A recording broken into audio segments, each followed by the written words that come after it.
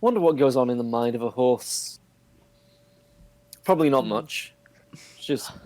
Oh, I spooked myself again. Oh, I did it again. Oh, hey. Give me I'm some scared. hay. I'm always scared. I want hay. Hey! They're the Hey. most flighty creatures in the world.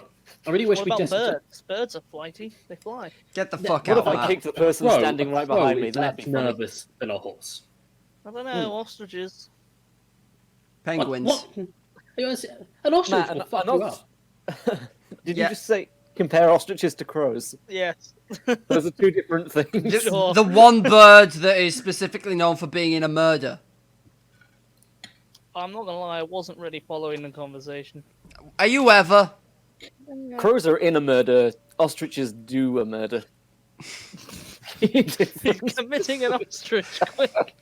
Welcome to Fact versus Fiction. I hope you... Was that recorded? Yes, it was. Anyway, it's my week to intro. As we decided, so... And who decided that? No, yeah, it is. I mean, fate decided that by determining that the next episode we needed to record was a fiction week. Mm-hmm. Welcome to Tis Fact true. versus Fiction. We're bound by the rules of fate. Touche, pale man. Ah, it controls every one of us.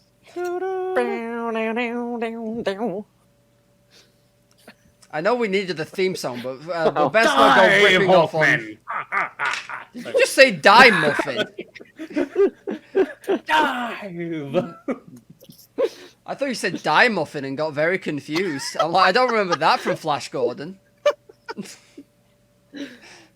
I barely remember most of Flash Gordon except for don't stick your arm in tree trunks because something will kill you. Undetermined something will kill you. It's Brian Blessed Brian that'll Blessed kill can you. fly and has the power of the Hawkmen. The enemies in sci-fi are always mildly racist. Well, actually, very racist. No. Yeah. Football players will always save your problems. So always help your problems out. Yeah. No. What? Help. Yeah. I haven't actually seen Flash Gordon, apart from the bits of it they show in the movie Ted. Yes. I feel like I knew got you the were gonna gist say enough through that. Ming.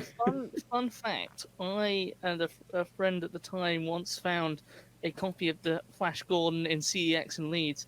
He went to pick it up, and then as he was looking at it, paused because I said, "Hang on a minute, that is a sex DVD of Flash Gordon."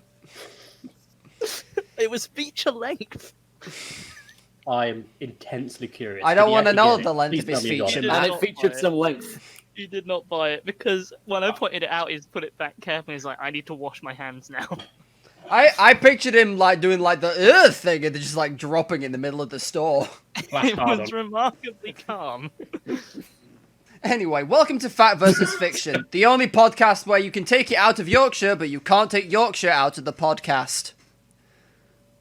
What does that even mean? The Yorkshire accents are here to won't stay, Matt. leave. So, it made sense. Don't think about it. Don't Every question day I get a little bit more Yorkshire. I can feel the puddings growing inside me.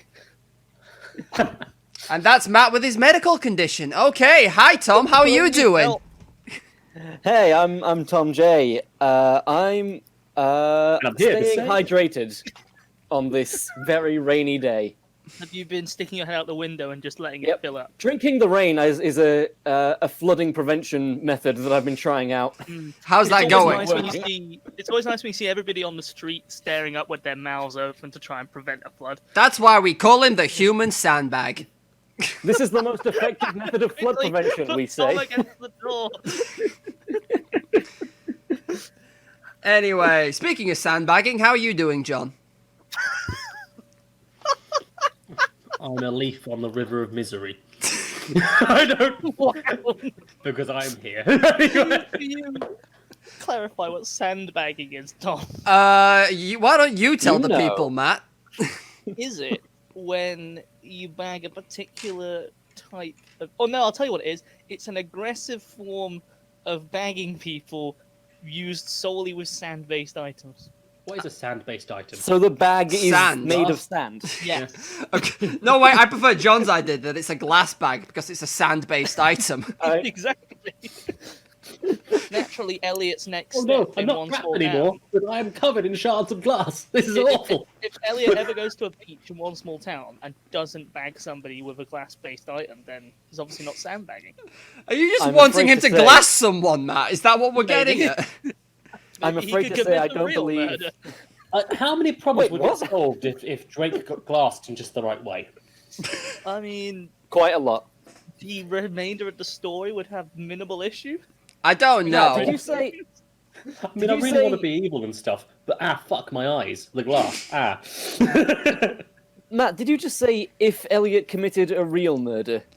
Was What do you think he did to David? Okay, yeah. Manslaughter. I Yeah. guess you can count it as manslaughter. Yeah. I was wondering if you thought he'd done a fake murder. It was at least first degree.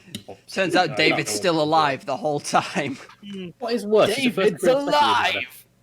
Oh god, well we're bringing it back to that. Should we Also whip out a sad to say- Gordon's erect. should we whip out a hypothetical for this week, or are we diving straight on in? Sure, does anyone have one? Does anyone have a hypothetical? Are any of the hypotheticals we do actually hypotheticals, No. or just questions that are weird? I don't know, the inhaling at the top of the cliffs one was pretty fucking good. Would you rather come back as a skeleton or a ghost? Ghost. Ghost. Yeah, ghost. Much more freedom of movement. Yes, but at the Cool same ghost time, powers. You don't get the rattly bones. Haunt people. You're not. You can't be the xylophone. Okay, Good yeah. point. Actually, you I- can't be but- jazz. You can't be jazz skeleton. Okay, You I'll, can Yeah. go. lads, I'll balance it then. Would you rather be a zombie or a skeleton? I was a skeleton. Ooh, skeleton. Yeah. Yeah. Don't need those fleshy I parts. prefer What not y'all to got grip. against being a zombie? Depends what kind of zombie you're talking about, Corby. Well, I mean, how many different breeds of zombie are there, Matt? 5 or Several. 6 at least. Yeah. Hillbilly. Are there breeds of zombie? Is there a fucking Swiss. zombie crufts going on somewhere? The undead. Fucking zombie best in show. Oh, can you imagine the guys from bloody The one that resembles a human 28 most is the 28 winner. 28 weeks later going on the course in crafts? They're fast, aren't they? Don't know what. See, when you say zombie, I usually think of Walking Dead or Yeah. like classic. I think of zombie your zombie classic stereotypical fantasy zombie. things. So like half, Which Walking Dead zombies I think mostly are. like fantasy-esque, like rotting corpses. Yeah. Walking But Dead not like zombies. your World War Z fast as fuck Sprinters. No, they're zombies. infected. Gotta go fast. Those are the infected Sonic. Your Resident Evil zombies. Maybe you think fucking World War Z to the Sonic speed, like soundtrack. running around at the speed of sound. Rolling around at the speed of oh. I think I would go with Skeleton in that scenario, just for the spooky jazz memes. But in John's scenario, Ghost, because haunting is cool. Yeah, but you can still this way you can just bang on some winners and just go fucking boom, just like that. Well, you can't do it as a ghost. I mean, Yeah, but I feel like it's stand out as a skeleton. All they need to do Gotta is use your arm as a boomerang. With a ghost, you can like control how visible you are. You can walk through walls. You can float I sometimes. personally would be a partially misty ghost. with a skeleton with a particularly good rubber suit, I could go back into society. I mean, yeah. Yeah. If you got some fucking Weta Workshop prosthetics, Also, Slap 'em on. convince some edgy 18-year-old to fucking skullduggery pleasant. You're in, right? I mean, what is your long-term plan with Are that? those books I still? don't know. It's just a baby prank. Are they still relevant? I don't. Probably. Do the kids still read? Do the kids still read? You I think know, the I'm kids going to do say read. no based on the fact most of them can't spell. Them on their fucking TikTok. Well, it depends on the age of the kids. grinders. You don't want to know depressing. You say on their Doing a whole lot grinders. of- I'm an John, old-timey are man, I the don't kids know on the Grinder to you? Is that what you just said? words. No, what? Yes, it is.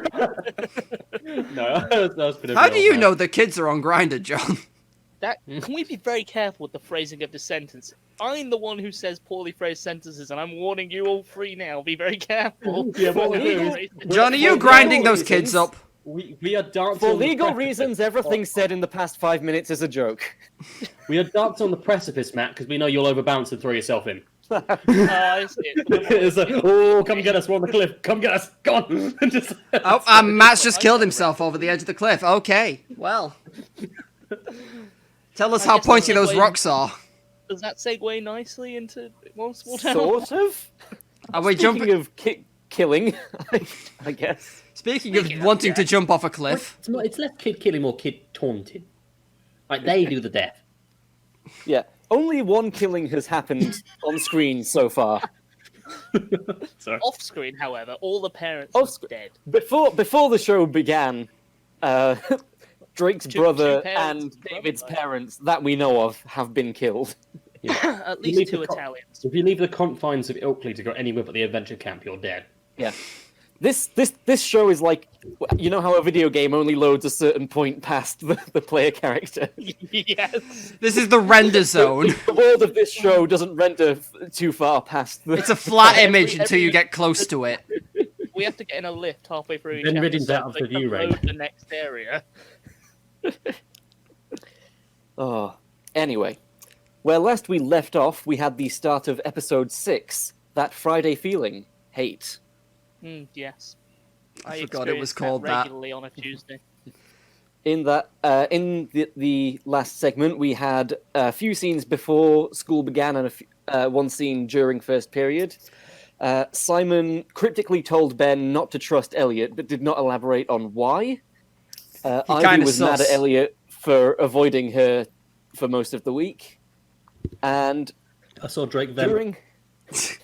Oh yeah, Drake vented Simon in the was- hallway. But not in the vent way that you're thinking of. He just like Didn't flat out Drake had a make rant in the. John- Sorry, Corby. He just flat out had a fucking rant in the hallway. Didn't that make John physically hurt and then get up and leave the room? John left the room, yes. His room. Simon turned up regret something, hungover but at not school. And also, during first period, Drake showed up on the school, fucked about for a bit, and then got punched in the face by Amy. And the teacher did nothing! Yep, the teacher And the was teacher suplexed him into the radiator. lackadaisical to their approach to the situation. So, as I said, those were the first 3 scenes of the last segment, and they all took place in the morning before school and during the first period. So naturally, the next scene follows on after school has finished. But I want to know what happened in the other periods. Nope, none of that is relevant to the plot. We jump It's all straight RE, Matt. It's all RE. Oh, God. The well, worst like, subject to of course study it's at school. They could learn about the Buddha and his big earlobes. Hey, look, if I actually learned about the Buddha in That's a story RE, I'd for have had a another better time. fucking time. Yeah, we learned about other religions. It was good. There is, in the show, they mention a character called Mr. Norbert, who is repeatedly referenced as a very dull teacher, who I believe was an RS teacher, although we never meet him. We just constantly hear about how dull he is. Oh no, but he's so dull. He's got no Bert, and everybody wants a Bert. Don't know where I'm going with this one, so just check off, What? Tom. Before... What is Oh, that? Norbert, For right, Yorkshire that's... for so long. So, scene 4 is a fairly brief scene between Ben and Mike Ethan. Mike Ethan sees Ben walking home and goes over to talk to him. Ben is listening to an iPod, because this takes place in an era before iPhones were prevalent and where I having an remember. iPod and a phone was normal. I remember my iPod. I'm pissed off that it doesn't work anymore because I liked having it separate from the phone. You dropped it on the Like- carpet and it broke, which is what I'm surprised I about. know. The carpet broke it. The carpet hit broke a table like the day or two before, and it was fine. Hits the carpet from about half a foot and just stops functioning. Ah, I always used technology. to like having an iPod rather than separate from the phone because otherwise it takes up so much data on the phone that you can't store other stuff. That's why I've got my new phone now, just because I needed like, I think like something like 7 gigabytes just for music. I was about to make an ad for Spotify, then I realized I can instead plug the fact that we're on Spotify. Listen to us there. Yeah. Here's the fun Shame thing for about Spotify. Spotify. We're on it. You indeed may be listening to this episode on it right now. If I you're on think iTunes, that's- Twitch. Ain't that I neat? literally crouched atop Spotify HQ. They don't know I'm here yet, and I have a big sign I plan to drop. I'm going to say, and I have a rifle. No, John. No gun jokes because it might be in America. But they love those. Ben is not listening to his own iPod. we find out he is in fact listening to Amy's iPod because they have swapped. Because he's a klepto.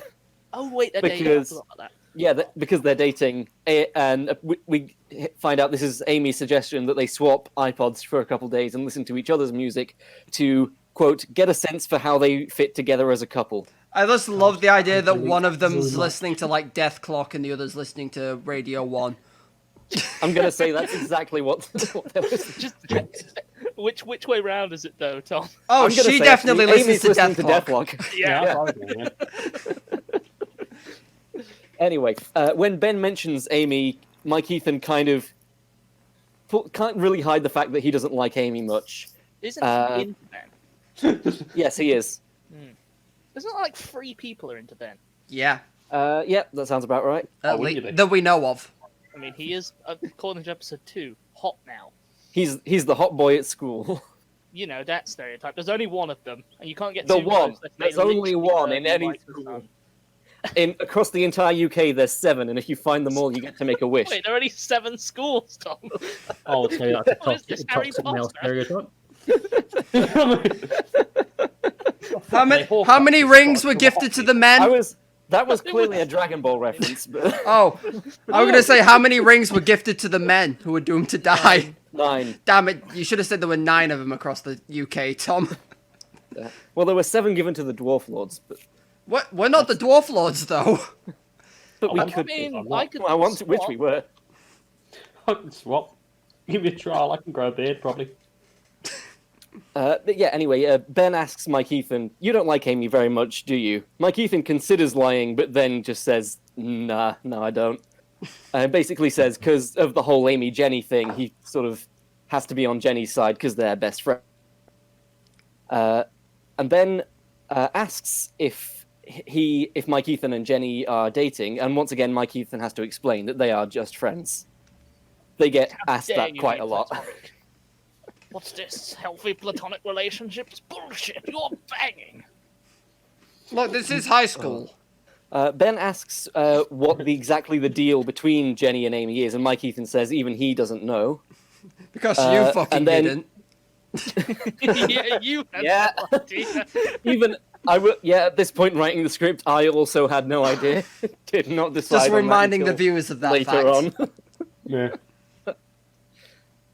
Can't wait till we actually get to the reveal of what it is. Do you Did you know actually- what it is now? Did you actually come Yes, up I with know it what it at the is. end, by the end of Rhino? How Did you come up with petty like is that? it, Tom? Yeah. Is it petty? Is it I wouldn't say it's petty. Oh, some serious shit. minor then?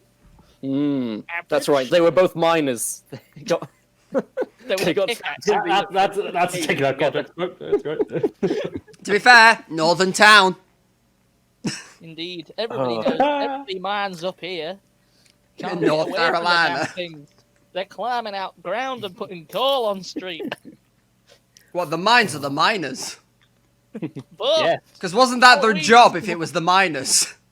Halloween's the worst. They're putting out coal at children instead of sweets.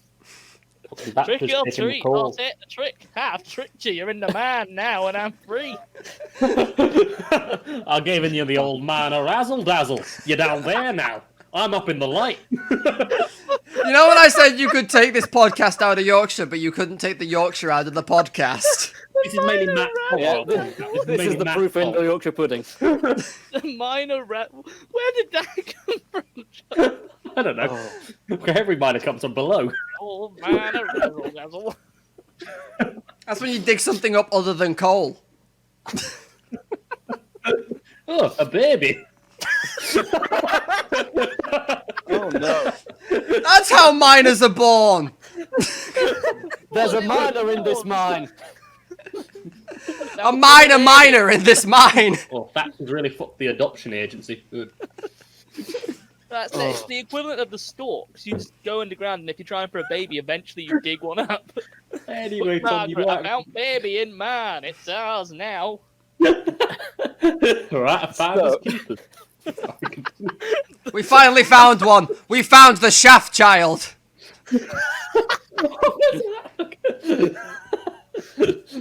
Christ, please, Tom, put us out of our misery. I'm so Changing the subject.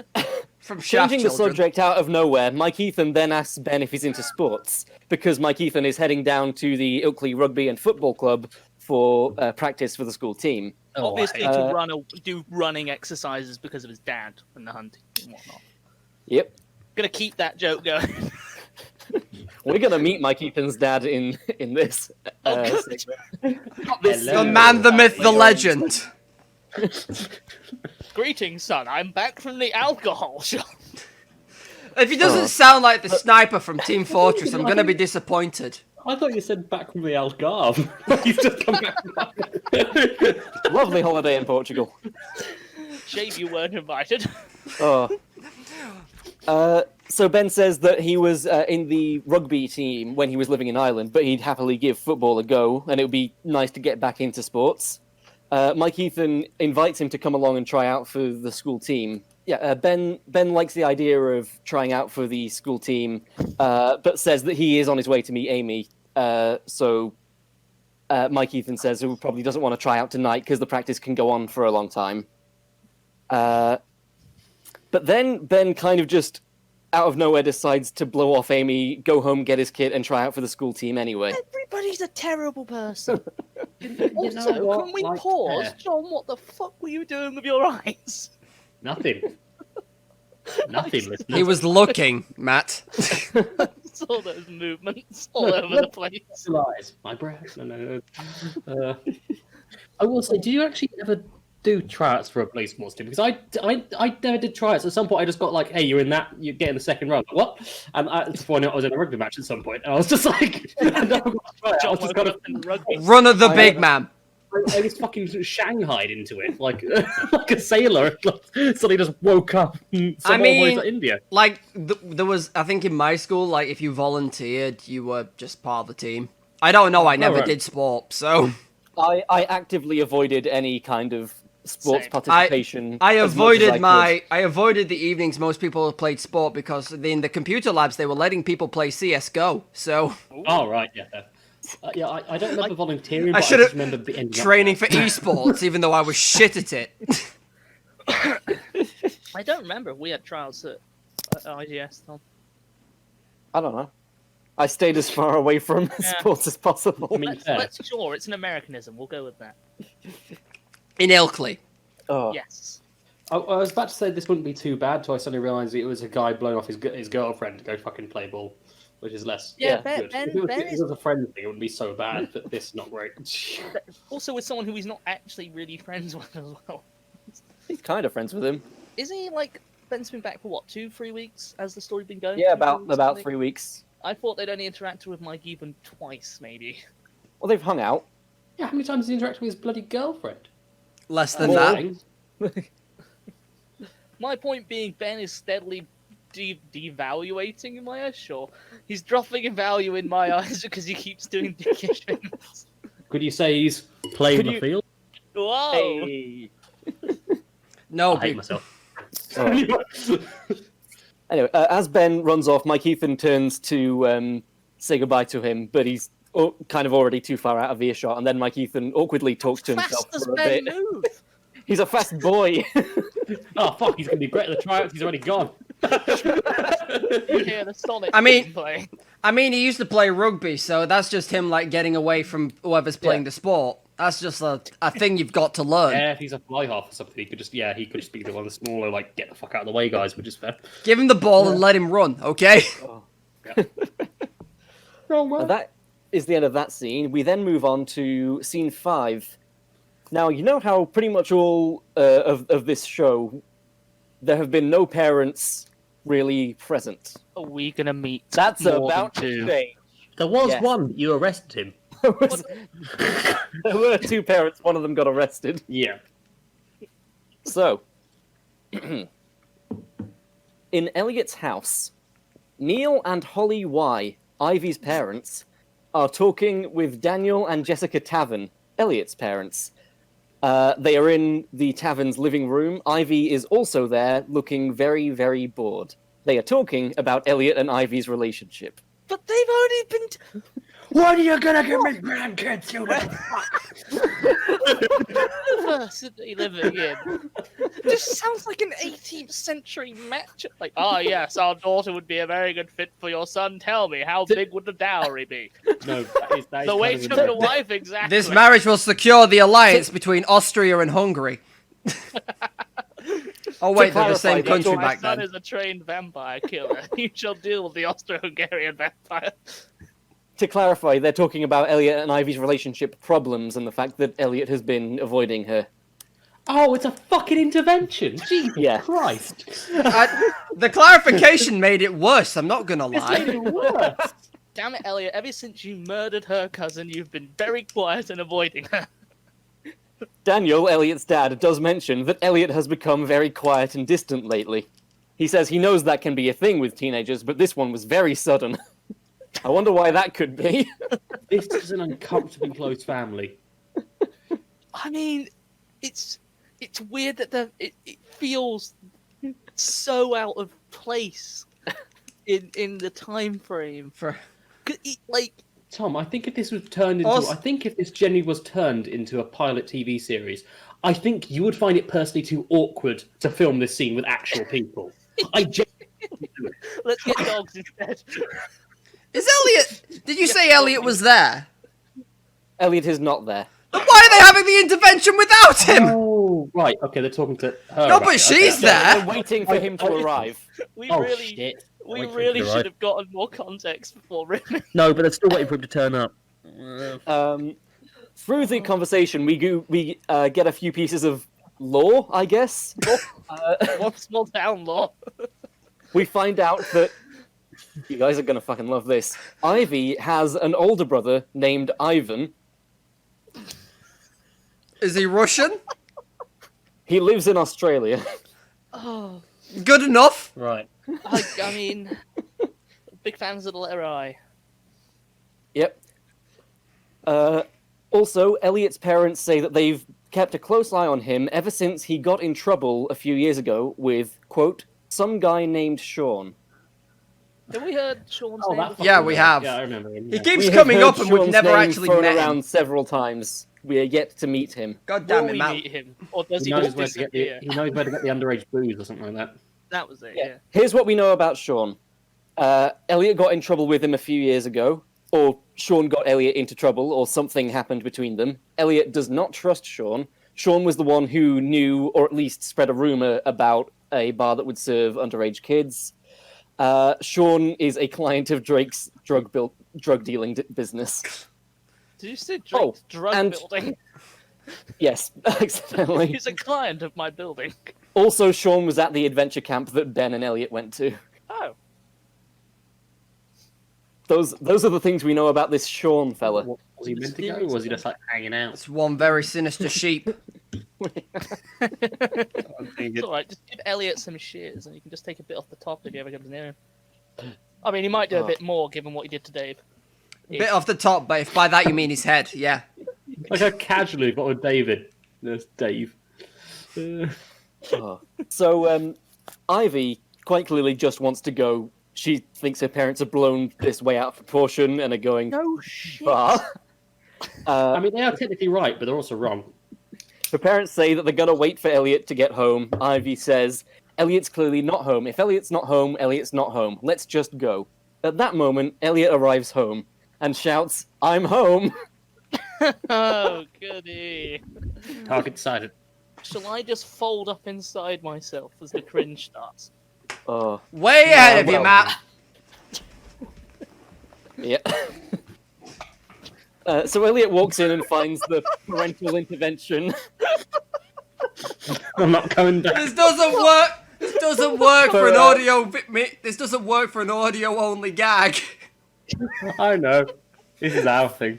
For listeners, Corby just did I turtled. the best way you could fold into yourself without His breaking the legs laws of became more- physics. Full fetal position. Oh. So Elliot walks into the room and finds the parents' intervention. They ask him why he's been avoiding Ivy. He sticks to his line about that I wasn't avoiding you, I just had detention. And Ivy does let him go on that and takes his side because the parents are being too pushy. Did he have detention? I honestly can't remember. He God's did dad just have square. detention. He sat to see was a late. man about a thing. Yeah. Got to see a manor about a baby.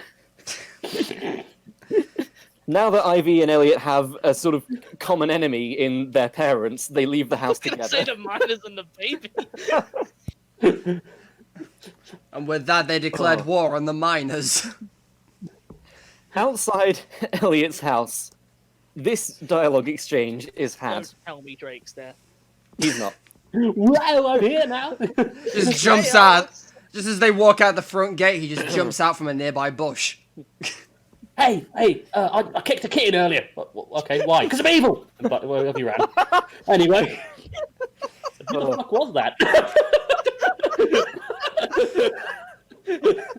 So, Ivy and Elliot exchange this dialogue.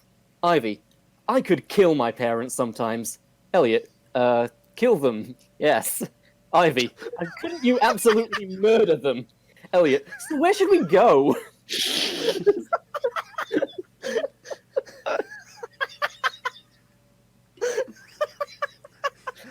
Yes. Murder. Oh, my ribs. Anyway. They decide to seek refuge at Jenny's house. Smash cut to Elliot staring disconcertedly at a statue of Jesus that is on the mantelpiece at Jenny's house. Remember, Jenny's dad is a priest. When did we So get there that are- information dropped on us? Back in like episode 4 when Mike I Ethan was think- staring at a church. Yeah, you were just hanging around by a church, and then Drake turned up and was like, woo, evil. Mike, And oh then no, left again. I forget what we asked, but Mike Ethan basically asked one of the others, is like, do you believe in God? Just dropped a deep philosophical question on him the second time they'd met. So we also meet Jenny's parents in this scene, Tony Clark and Ellie Clark. Excuse me, it's Father They are Clark. all- Father Clark. You will address me by my proper title, but Dad, when you're not at work, silent child. The power of Christ compels you! Oh. Jenny's parents, Jenny and Ivy, as well as Elliot, are all in this scene. They're all in the room together. I'm not going to say all in this together, like some sort of who? Like some sort of High School Musical. No, I'm not mentioning that here. No. Wait till you get to the musical episode of One Small Town. I will cut you before that happens. that doesn't happen, I can confirm. It's hard to sing when people are dying. But you can dance, as Matt's told us previously. Oh, yeah. Took a second for me to Forgetting what he's remember. actually fucking covered on this show. Jesus Christ, Matt. No, my thought pattern was, wait, can you dance while being shot? I mean, I guess your limbs can twitch. So Elliot compliments Tony Clark on the ornaments, saying they're very nice. And Tony Clark says, "Wonderful, aren't they? An expression of God, love, and peace. A symbol that no sins shall befall this house." To be fair, Jenny's Elliot, been uncomfortable. mostly legit so far. Yeah. I've also Yeah, put but that full she's definitely dialogue a 4chan. exchange Something's into happened. the Discord chat, Oh, thank God. because that goes on. He has. I don't know if... do we want to read this out, maybe? Jenny and... Can do. Who do we want to be who? Do you want me to be Tony? Yeah, you can be Tony. I'll be Jenny. okay. Shall I be Elliot then? Yeah, I'll be stage directions. Hell yeah. Very first table reading of One Small Town with the whole Right, cast. I want to let's trial start at the this top. out because I do actually want to play Monster Prom with y'all at some point, but Oh, God. Oh, yeah, whatever. Oh. Stand up on the top, people. Cuts to Ivy and Jenny sitting on Jenny's sofa while Elliot stands staring at the religious ornaments on the mantelpiece. Tony and Ellie Clark are sitting at the table. well, these are some very nice ornaments, Mr. Clark. Aren't they wonderful? An expression of God, of love, of peace. A symbol that no sin shall befall this house. No sins. Yeah, got it. Doesn't that ever make you feel uncomfortable with Jesus staring at you?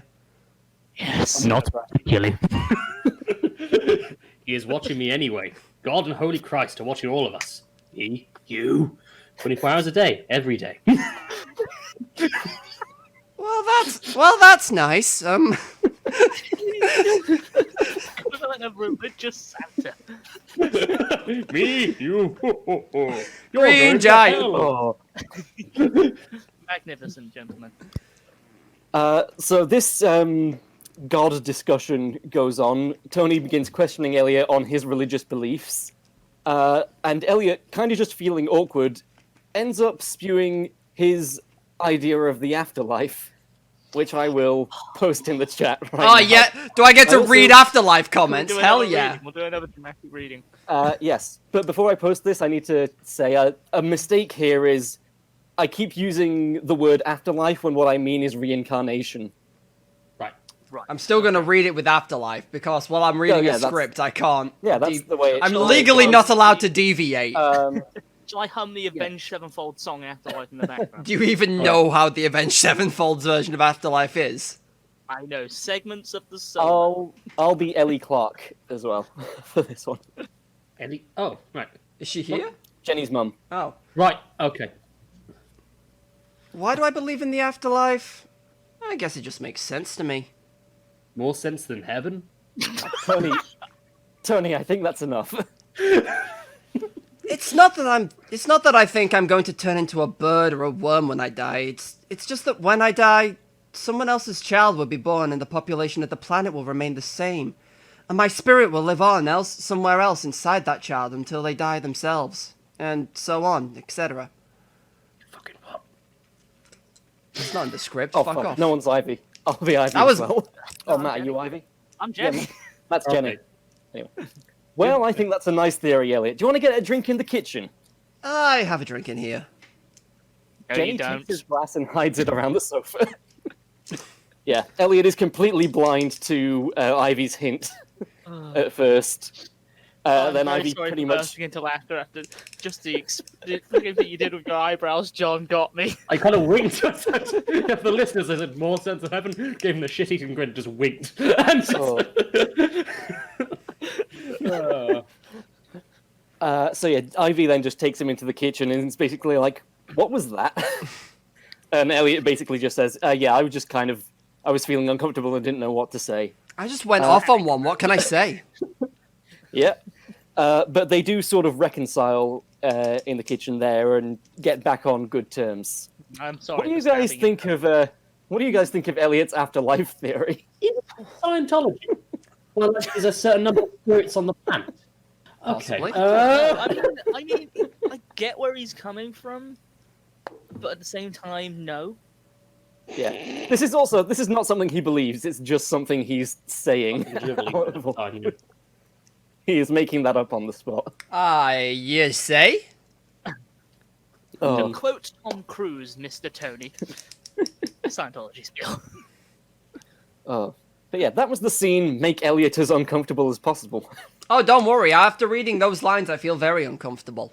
I like the fact that you're cycling around each character in turn and just making the scenes hellish for them. I mean, yes, Amy is dealing with, Divorce. trauma on a level since unheard of for a lot of people. And Elliot's been made uncomfortable. So yeah, I didn't think the fall was that bad. Oh. I'm in reference to the other characters. Yeah. Yeah. I do feel like you snuck up behind her with a bat and clobbered her for a bit and then just tickled Elliot and claimed it was Daniel. the same level. Scene 6, in the Cobstern household. Rachel gets home and goes over to the fridge. Chloe, her mum, is also there. She pulls out a nearly empty bottle of wine and asks her mum if she had drunk it. Chloe says that she might have had a glass or two of white, but Rachel points out that this is a bottle of red. Chloe says that only Connor ever had the red wine. Yes, I Corby. have a question. How old is Rachel when she's asking about the alcohol? 16. And how old's My Simon? point 16. They're fraternal twins. Oh, okay. I was just like... Okay. My question is, why does Rachel care? We'll get to it. She's never That called was her my mum out. stash. She normally call her mum out on the amount of wine drunk. Obviously, I get where it's going. 'cause we all know who I drank. think, Matt, I think it's more the part... Yeah, It might be more the fact that it was like, Mother, have you drunk my wine? How dare you, mother? Look, I drink wine on the regs. I will say, Matt, you are right. The reason this is happening is so that the next part of the script can happen. Ah, plot convenience. Yeah. Love it. I like my... See, my idea made sense, but who cares? You're mistaken, Corby. That this world makes sense.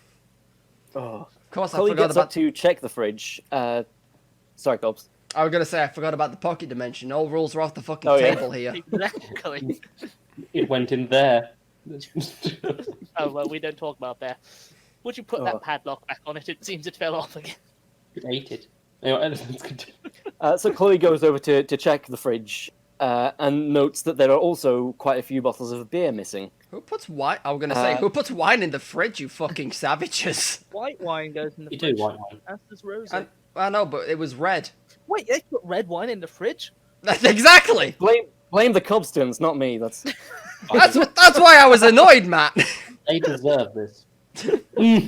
Simon, you deserve everything you get, Oh. you fool. So Rachel tells her mum that she's worried about Simon and says, strange as it sounds, he looked hungover this morning and threw up at school. Chloe says that she doesn't think Simon would do that and he was probably just ill. She hugs Rachel to comfort her, but we do see the camera spins around and we can see that Chloe is worried. She has a worried expression, so she's just saying comforting words to put Rachel at ease, Wonderful but is white also worried about Simon. Why does Speaking of Simon, I was gonna say, why does Rachel care considering he roasted her about Harry O'Daniel's the Invisible Man? he's still her brother. Doesn't matter if he's care on the about bear I guess that's something I don't understand as an only child. Go on then. So speaking of Simon, we then cut to him, walking along the street with 2 bottles of beer in hand. He takes a swig from one, and then keeps walking. Can I describe how I just imagined that, please? Yes, please So- do. It was a bit of like, obviously, I had in my mind a bit of the Arthur walk, and I imagined he had a bottle of a hand. He was walking and swinging them up, and then as he swings one up, he sips, and then he swings the other up, he sips. And I said, hey, it's time to get drunk today.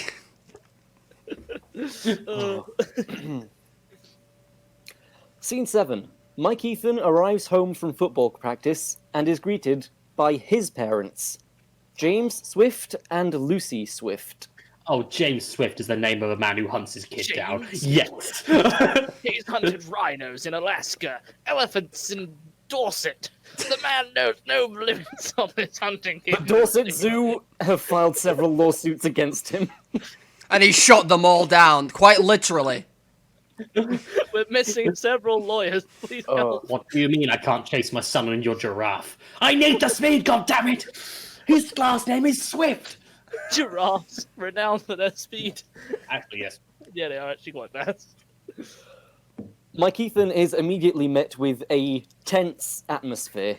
And a shotgun. And a shotgun. His father- Lock the door, cock's gun. The games begin. Cock. His father tells him he's in trouble. He asks why. James says, you know why. And Lucy says, you shouldn't have taken advantage of your father's work. James, upon Lucy's interjection, turns to her and says, do you really think this concerns you? Lucy says, why shouldn't it? He's my son too. James says, well, he isn't my son if it happens again. It becomes apparent what they are talking about is the bottles of vodka that Mike Ethan took from his dad's work for the night of the party in Oh. episode 2. I was expecting spy bullshit. I forgot I go to the alcohol shop. The alcohol shop. Yeah, The that was the bottles of How vodka is- stolen from the alcohol shop. You know, for a master hunter, it took him several weeks to realise he was missing stock. Not a man with good perception. Yeah, the timeline is a bit fucky when you Skewed. start to think about it too much. If you try to apply logic and common sense, don't. Maybe what he means is he's still in trouble. It's 3 weeks later and he's still not let that shit go. Maybe. So, Have you got my vodka back yet, Mike? No. Damn it, get it out of their systems. Mike Ethan, it's time for your 4 o'clock. It's time for your 4 o'clock hunting. Yes, father. I will get my bushman's cap oh. and sharpen the blades. So, Mike Ethan is in trouble for that. Let me just scroll down to a quote I need to read out. It just sounded like a very awkward narrator, just like, so Mike Eaton is in trouble for that, now on sport, and just like... The argument was way more aggressive and How was dramatic someone than the taking narrator was told. So Lucy says to go easy on him. Jane says, no, I won't. He's going to be punished for this. Mike Ethan says, he is standing right next to you and he is your son. James says, and he is grounded. You abused our trust. And then Mike Ethan has a bit of a big rant at his dad. But his dad's right. His dad is right, that's the thing. How could you please not steal from me? Fuck you, you fascist, is basically what's going on. We haven't heard the rant yet. You haven't heard the rant yet, I will say. I haven't heard the rant yet, let's hear I the will rant. say he doesn't accuse his dad of fascism. But what he does say... We'll decide that, Tom, after you read us the rant. Are we just going to stay silent till the end of the rant? Yes. Oh, we're just I'll going to do that. review if you could. myself in case I start Yeah, laughing. so we do the full...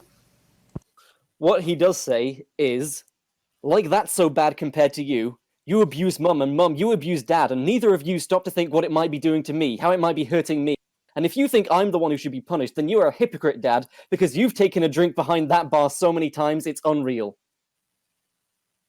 Definitely not. That was the rant. Oh, burn, 5 out of 10. To which Light James the says, alcohol on fire for a bonus point. at least I'm the legal age to drink, unlike you. But Why does his dad always come back with the straight facts? At least I'm legal, cunt. And just like, what? I can't decide if that was like an angry comeback or just someone so stumped that they were just like, legal card. To be honest, son, That I'm was- 100% sozzled right now. An I can't even find the meant trigger. to be an angry comeback, but I perhaps didn't read it that way. But then, like Ethan says, we start acting like it. I hate you. Runs out of the room and slams the door behind him. He won't get far. There's the bear trap. God damn it, Dad! Oh, This is the third leg this week. I told you to avoid them. It's part of your training. so You weird. too must learn to wear the bear traps to run the alcohol store. It's the only way to keep the bears out. Pans down. There's one on each leg of the I had a bad day. You've heard of the ball and chain. Now get ready for the bear trap of shame. Oh, so that leaves James and Lucy in the kitchen. James suggests sending Mike Ethan to counselling because of his behaviour. Lucy comes to his defence, saying he was just angry. And James says, I have a good mind to say he's using. And then, what, riffing aside, has been a fairly serious scene, is completely undercut by what Lucy says next. You know what, James? He is using. He's finally using his voice, so he can stand up to you and tell you what's wrong. Fucking hell, when did it suddenly turn into a superhero film? This. Mike Ethan, feels the like an underdog ad. story. Oh. There are some scenes where it's like, yeah, these dudes really carry emotional weight, and then you just chop their legs out from under. Yeah. Yeah, counsel Yeah. might actually help. But no, All of them went. Family James counsel. James does expressly say that he is not going to a counsellor, and neither is she. That's But not the his boy decision is. to make. It's not, but he is making it in the script. James Swift is not a nice man, which will become more apparent the more we have scenes of him. I preferred it when it was Craven the Hunter. Yeah. I was imagining the hunter from Jumanji. Yeah, I- kind of. As I said, I was imagining the sniper from TF2. I'm not a murderer. I'm an assassin. Professionals have standards. Scene 8, final scene of the episode. Amy is texting, walking near the traffic lights in the middle of town, Is on she her gonna way get hit by to a meet car someone. because you hate her? No. No, but she does step on dog Suddenly- shit on the way to suddenly- the I'm gonna say suddenly it turns into an ad for health and for not looking at your phone and walking on the street. I will say the face that Tom pulls makes me think he is about to do something to her in the script. She runs into Simon. Have they ever Ah. spoken? Yeah, briefly. I feel Amy like is every Simon's character doing the interaction in Arthur this. walk with the bottles. I've just remembered. Yes. Simon is antisocially drinking in the street at this time. How's no one called him out? The world hasn't rendered. Look, if you saw someone Arthur walking with a beer in each hand, taking a sip every time he walks, would you approach him? He's got enough inertia to grasp me with the force of 1,000 suns. That's Oh. not. Yeah, Simon and Amy have spoken a few times. They walked to school together at the start of this episode, and because Amy is Rachel's best friend and Simon is Rachel's sister, they bumped into each other a fair bit. They just don't like each other. Oh, great. And Rachel, Ben? I'm gonna get fucked today. I don't remember that episode. So Simon says, "Oh great, just when I thought I was going to have a good night." Amy says, in retort to that, "Just when I thought I wasn't going to encounter someone who smells like a boozed up tramp." I don't smell like I am one. I can readily imagine these words being spoken from a man and woman's mouth. Simon drunkenly and unpleasantly starts asking Amy why she doesn't like him. Is it because he's geeky? Is it because he's not popular? Amy retorts, well, he doesn't like her either. Is it because he's a horse water spirit? Is it because I drowned your sister in a pond or whatever it was? We didn't see what he vomited up, but I have to imagine there's human meat in it. Almost certainly. The bones of a child. Simon continues being quite unpleasant towards Amy, and says, "Go on, do it. Make fun of the boy who threw up at school. Laugh in his face. Spit on him." Amy says, "I'm not going to spit on you." Spit on me! I require hydration! And then Amy delivers what I believe is the clunkiest line of dialogue that has come up in the show so far. Is Oh, that you're fucking kidding me. Because we've heard Drake's words. At least they made I am sense. putting it in the chat now. Oh, fuck. Who wants to read? Who wants to read this? Do you want me to read this? Anyone want to read this one? I'll fucking do it. Why not? I'm not going to spit on you, Simon. I'm in town because your friend, who is also my boyfriend, bailed on me to play football. So now I'm going to meet up with Rachel, your sister, who is also my best friend. If we known each other, that I'm friends with your sister on a level considered best.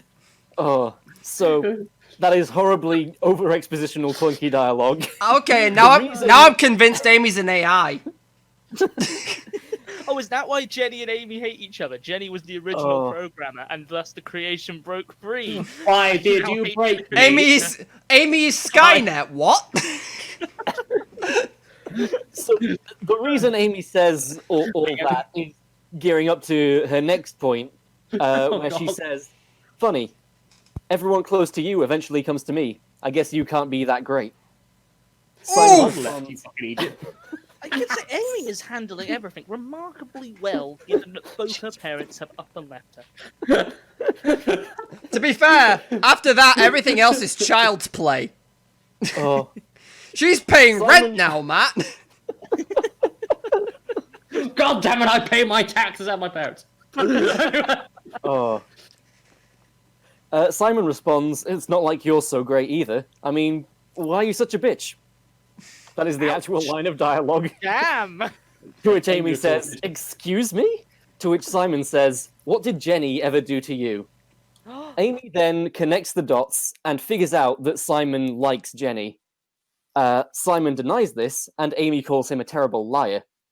Of course he's terrible. I was fucking wasted. Simon, in response to being called a terrible liar, Thus, by proxy, Kelpies can't lie. in response to being called a terrible liar, Simon says, "Oh, really? You deserve to live. There you go, I lied." Which is a horrible thing to say. And just to clarify, we are not on Simon's side in this scene. No. He's Simon is Elliot being from, absolutely awful.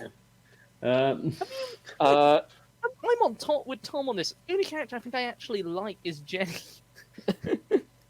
And maybe Mike, Ethan, and Ivy.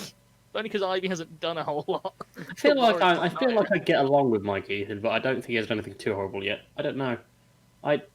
I just feel Mike apathy for most Mike of this, Ethan's but, just got a bad set of circumstances, but I underneath do feel there, like- that's yeah. why he's the underdog hero who will probably die. After he's do- killed his father with a bear trapped to the nuts. I do feel like Amy, yeah, new theory. Amy hates Jenny because she only programmed me to feel pain, not love. Why must I exterminate the other emotions? Friend I'm so Rachel, glad we can why add am I Robot eternally Amy to the suffering? headcanon. Right. Every time she gets a letter, it's like, I only wish I could read. That's why the death letter. That's Oh. what I'm going to hear. Congratulations, friend Rachel. You have been promoted to level of best. So Simon tells that to Amy, and Amy says, "Oh, is that the best you can do? Tell me you want me to die." Pause. You want me to die. Amy then connects some more dots and arrives at the wrong conclusion. She accuses Simon of sending her the death threats she's been receiving. Upon hearing this, Simon is alarmed and snaps out of his stupor somewhat. He is genuinely like, wait, death threats, what? He asks about them, but Amy is now sure that he's the one sending them.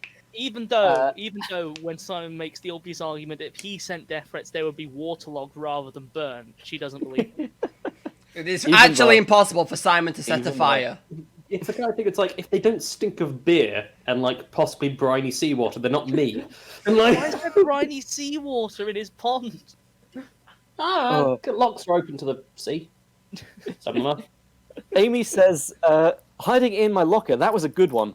Simon then says, Amy, I don't know what you're talking about. I don't even know where your locker is. I haven't been sending anyone death threats. Amy once again tells him he's a terrible liar and walks away, leaving Simon confused in the street. Well, you're a shit truther. Yeah, got He leans, he leans against a lamppost and sinks down. He takes a swig of beer before flopping over and lying down on the ground. How End strong credits, is beer? followed by a next time trailer. I think we can infer that he's had more than just the 2 bottles that he's brought with him. So, I've never, I think it would have to have been 10 to get to a state where I'm at that point. Yeah, that is, Yeah, yeah. but what is he? He's a first-time drinker, pretty much, isn't he? He's Pretty recently much. started. Even so- This is his 3rd time heavily drinking. That's the Even thing. so, though, when we first time Yeah. we were drinking, I don't remember getting to a state like that with what we were drinking. Yeah, it's a little I don't hyper-realistic. remember it, so... And neither will Simon. Where So was that that is- taking place, Tom? Because I was imagining it outside the...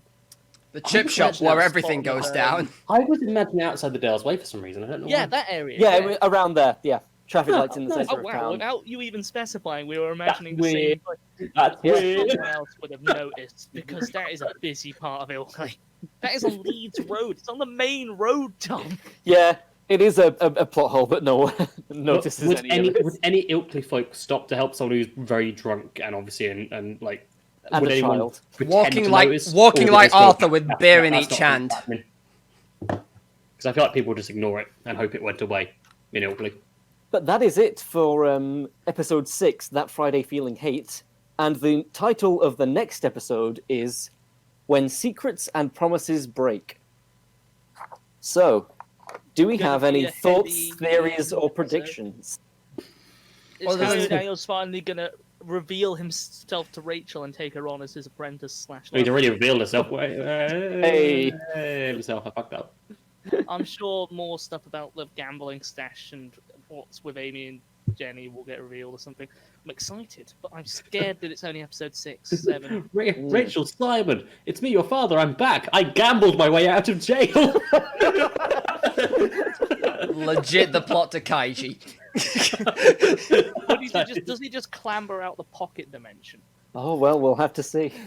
Like We'll some have kind to of wait and weird see. horror film where he just pulls himself out of the drawer. I'd watch that version of The Grudge. Don't worry, children, it's me, your father, who's also a contortionist and a pocket dimension traveler. Fear not, I have recouped my gambling stash and will place it in the same location. right next to the porridge. It's fine, children. We just struck a baby vein in the mines. We're rich. But father, what happened to your accent? You were so Yorkshire before now. I've changed, son. Daughter, even. I'm blind now. The baby's got my time. Anyway. The baby clawed my speaking eyes of- out. Speaking of the parents, how do you guys feel now you finally met most of the parents? Like the rest of the Worse. cast, I hate them all. Yeah. Yeah.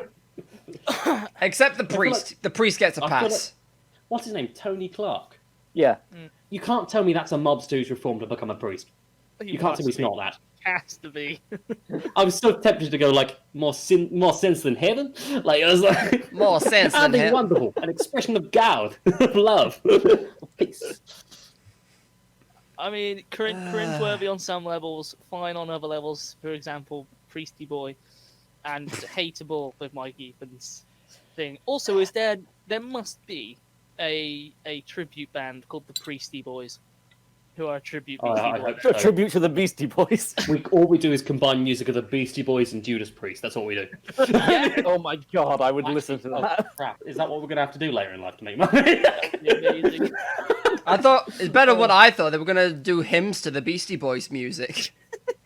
Just a giant organ. The only instrument.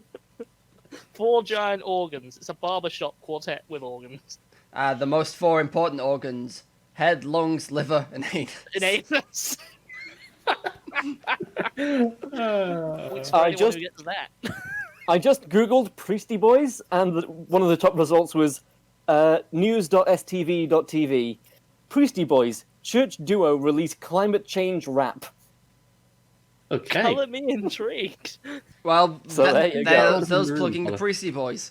Simon might like beer, but you know what I like? Anime. That's a fucking lie. Speaking of, Corby, throw But that not box as much cream as over yourself and regale us with a tale. Wait, what was that you asked me to do? Entertain me. Never. I want to know what Matt asked me to do first before we. I mean, John was pretty accurate. Because with his all I story. heard was like break yourself upon us or something for some reason. Quite what I said. He said regale us. Break yourself upon my body. No. Regale us with a tale. So, Well, I have a tale for you. Now, as I've been saying, my long-term goal is to work through a certain series, which I have since found out the Index is split up into New and Old Testament.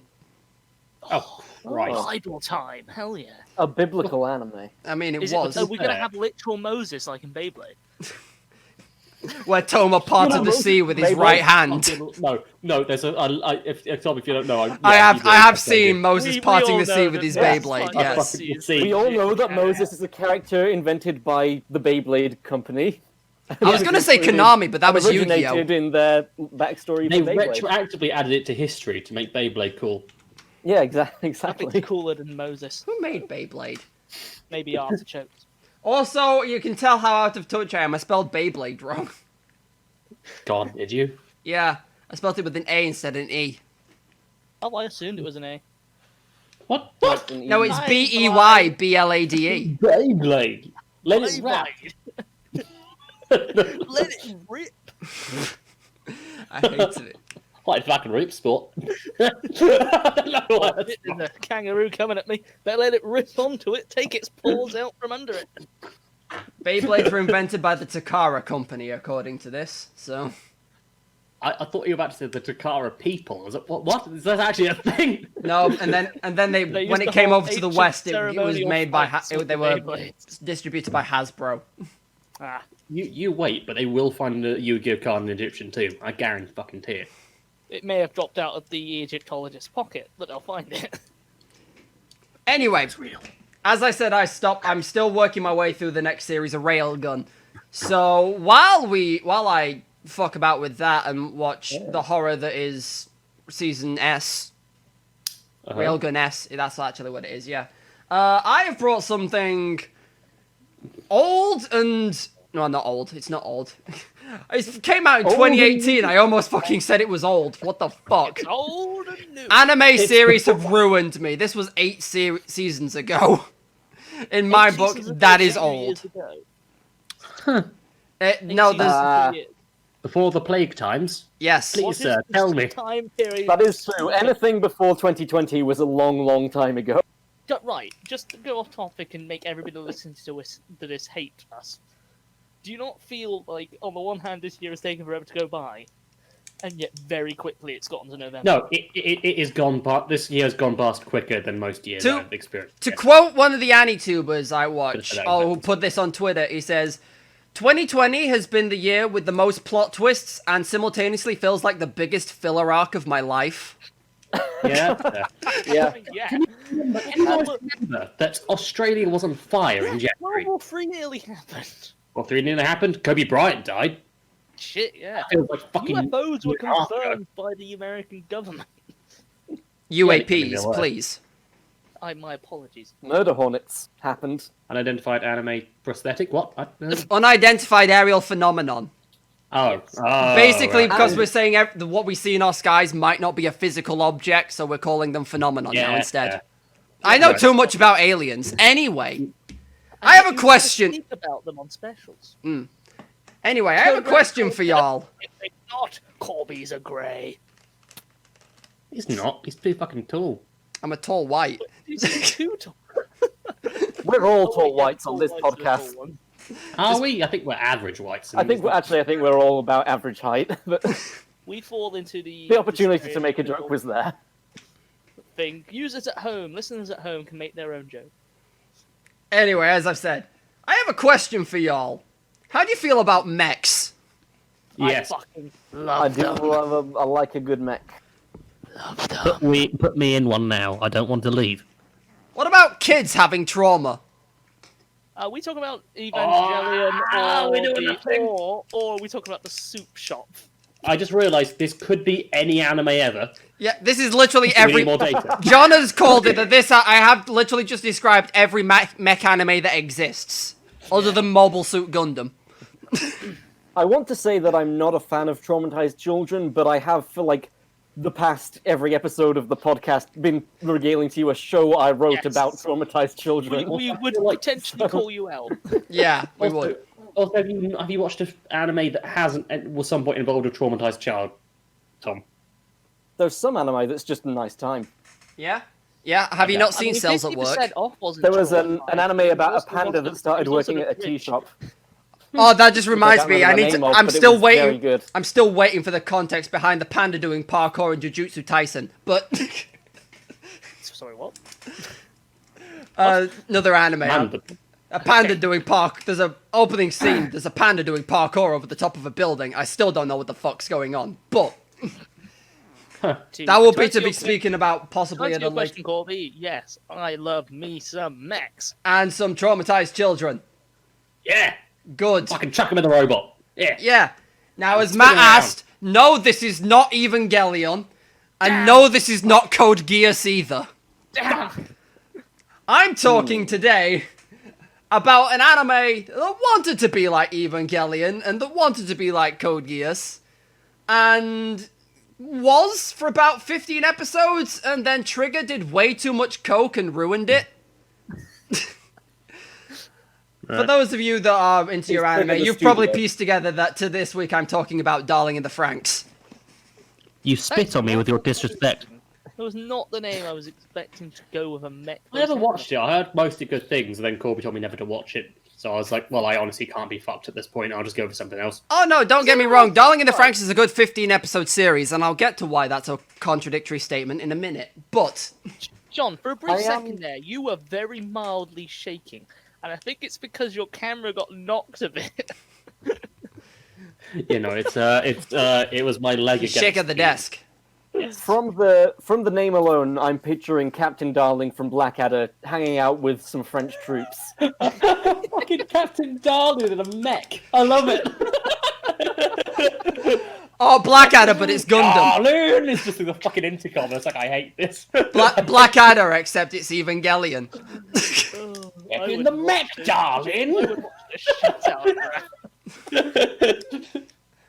I now I want to see that. Yeah. Someone better at editing than me, fucking dub over any of the mech shows with fucking Blackadder, and it'll be amazing. You're not even getting with the dad always like fucking that with like his glasses. Just that, but Melch's face. If somebody could do a Get fan back in of the what mech, John darling! if somebody could do Yeah. a fan of what John just described, and then Captain Darling in a mech. Mwah. No, Will. You don't know that. I don't know that. They might. The message is out there. Our only hope is that all of current Can't stop culture is the signal. destroyed, and the only bit of remaining data left is this podcast. Then we'll get some. And fan art. and a Can you copy, imagine how depressing and that the files of Blackadder and Evangelion to make that. Yeah. What an existence that would be when your only sources of entertainment are this Blackadder and Neon Genesis Evangelion.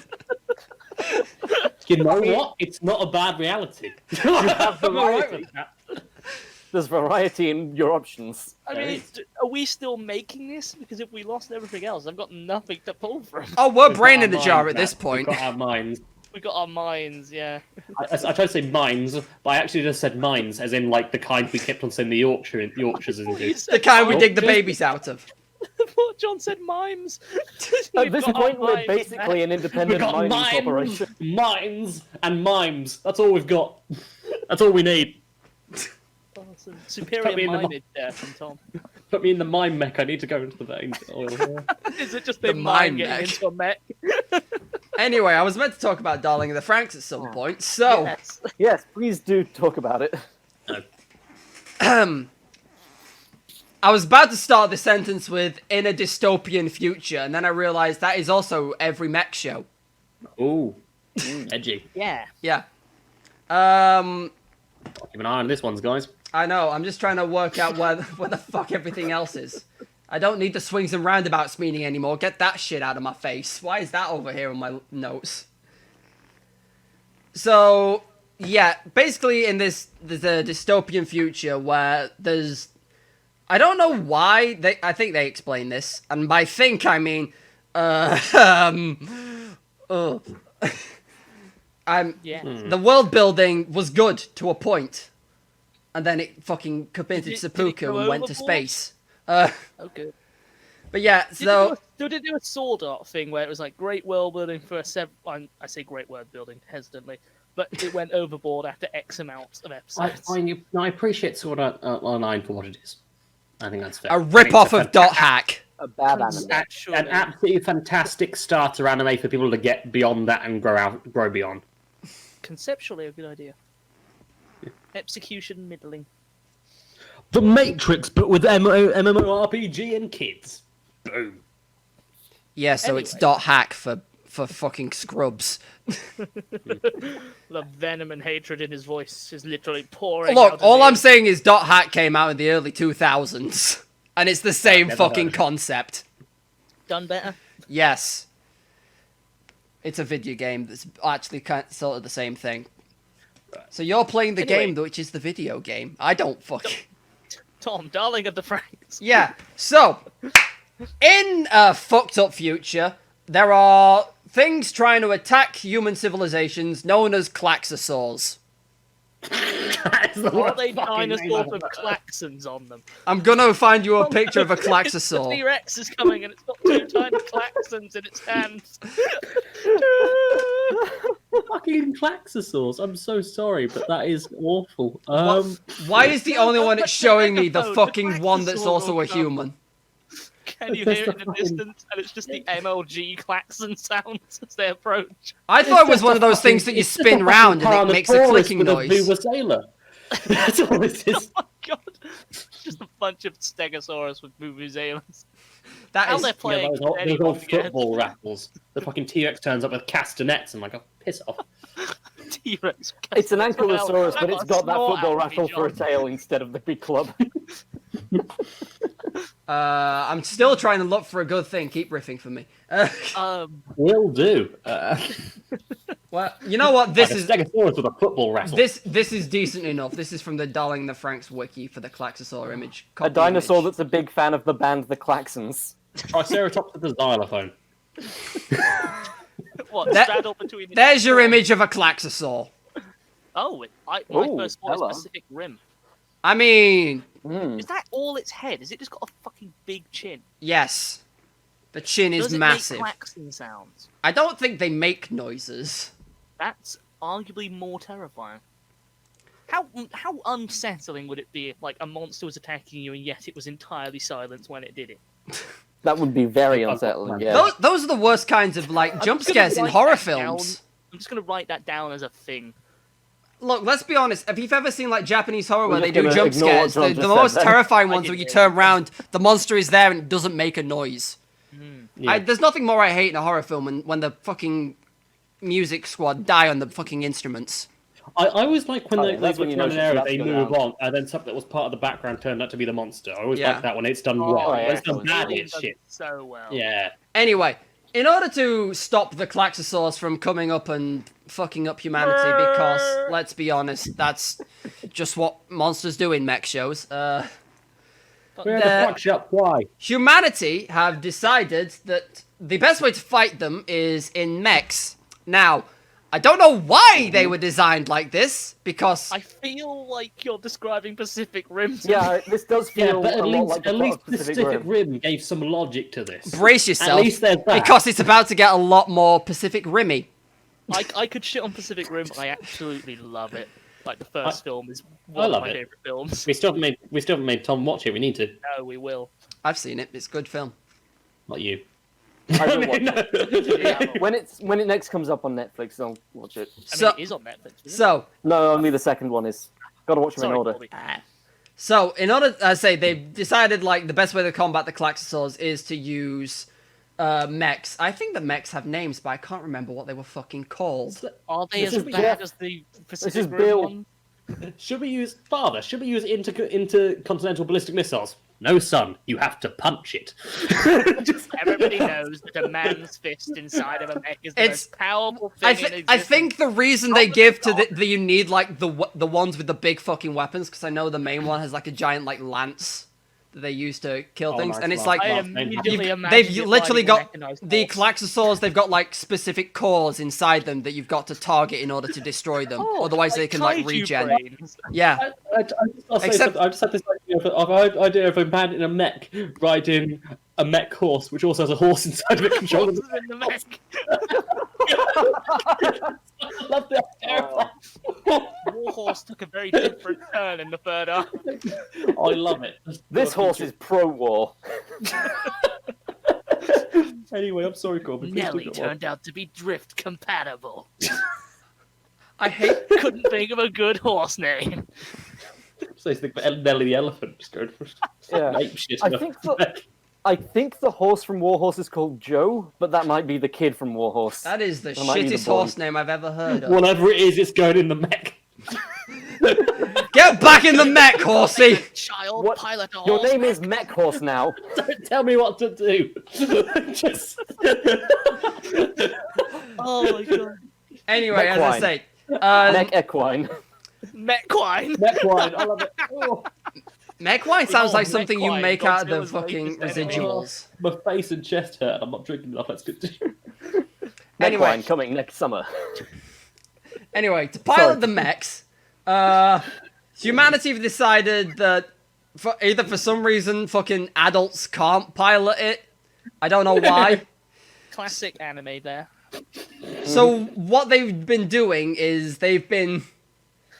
There's also a thing which I don't know if they explain or not, but humanity's reached the point where they can't reproduce normally, so they have to create test tube babies and raise I them to honestly become mech pilots.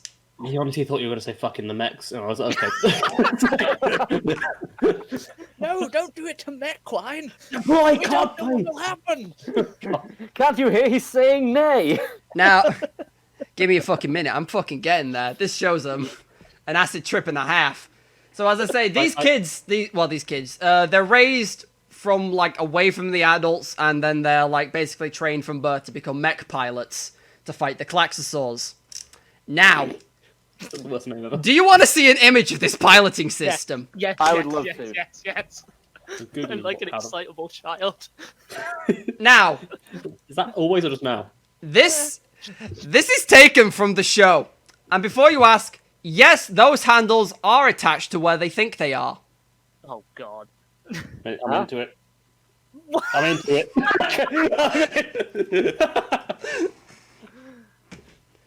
Oh Oh, my god. So I guess they skipped the Um, horse mech, went straight for centaur. Huh. Yeah. I mean, So What's for the those point of of you those who are handles? not watching the YouTube VOD, basically these mechs are powered via doggy style. Wait, what? I'm not against this. I mean, that's what I'm looking at, Matt. I Can mean- we get an exterior shot of one of the mechs? Because I'm curious as to what they actually look It's basically like the Pacific Rim on the, like, inside, you know, where you've got the whole, like, piloting system? Yeah. Uh, Why does it require doggy style to pilot? I don't fucking know, because the man who invented the mechs is a pervert. I was gonna say, he's just a massive fucking How do you pervert. see And how he's spread Manga is- artists do be horny. Tom's nailed it in one. I don't know what y'all are confused about.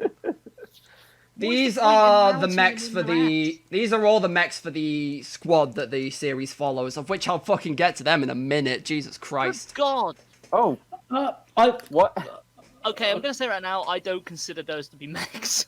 I hate their Why design. is the one on the end so different to the rest of them? Is it wearing a? It looks like it's wearing a It's made of a vinegar bottle with arms and legs. Yeah, this You never looks like look at a his neck vinegar as well. bottle with a minigun. I mean, I think that is the one with the ranged weaponry. I feel like I'm looking at Pokemon. Pokemon's not this bad. Oh, but no, the most recent generation. honestly, the middle three do actually the all the four on the left do look a bit like Pokemon evolutions, like Mega Evolutions. The one on the right just looks like, I guess, a salt shaker gone feral. I don't know. I feel like this is a meme. This Like, shows a fucking meme and a The guy on half. the end's like when you're feeling out of place. Yeah. There's I think one more I want to I'm put in clear- here for scale. The mechs are, that's the mech stood in front of the Calaxosaur. And there's also Godzilla there for reference, I guess. Hello, Now, Godzilla. And the Statue of Liberty. I mean, to be fair, you All could have these got... mechs are massive, and those are even fucking bigger. For everyone else's comparison, the mechs are about the size of the Statue of Liberty from the literal base, the foundation, to the top, and then the Klaxosaur is probably another, maybe another 4. twice, 2.5 times that. It's Yeah. 3 Godzillas. Yeah, basically 3 Godzillas. Also, Corby, not to steal any authority, I just googled fucking Klaxosaur, and the first term I saw was that they named the children that they artificially made parasites. Yep, that's what they call the children. The children grown to fight the Calaxosaurs are called parasites. Ow. So, well, as I say, they're Whoever wrote this just literally had a bad like, experience they're with literally this just... Humanity, I think, has gotten to the point where they either don't want to or can't reproduce, and the adults are out there living their best lives, are completely oblivious as to the fear of the Calaxosaurs out there. Meanwhile, the fucking government are just breeding these children to go out there, fight the mechs and the Calaxosaurs and fucking die for them. They don't give a shit about the children. It's blatantly obvious. Our energy source is pegging. Oh my god. I mean, yes. So off topic lately, I think one of the reasons, when I did the period of time where I did watch anime, most of what I was trying to find was decent mech anime, and I actually It's kind hard. of quite biased on what I define as a mech. To me, and my interpretation of mech is very much Pacific Rim and these bulky, slow-moving, humanoid-esque, but they're.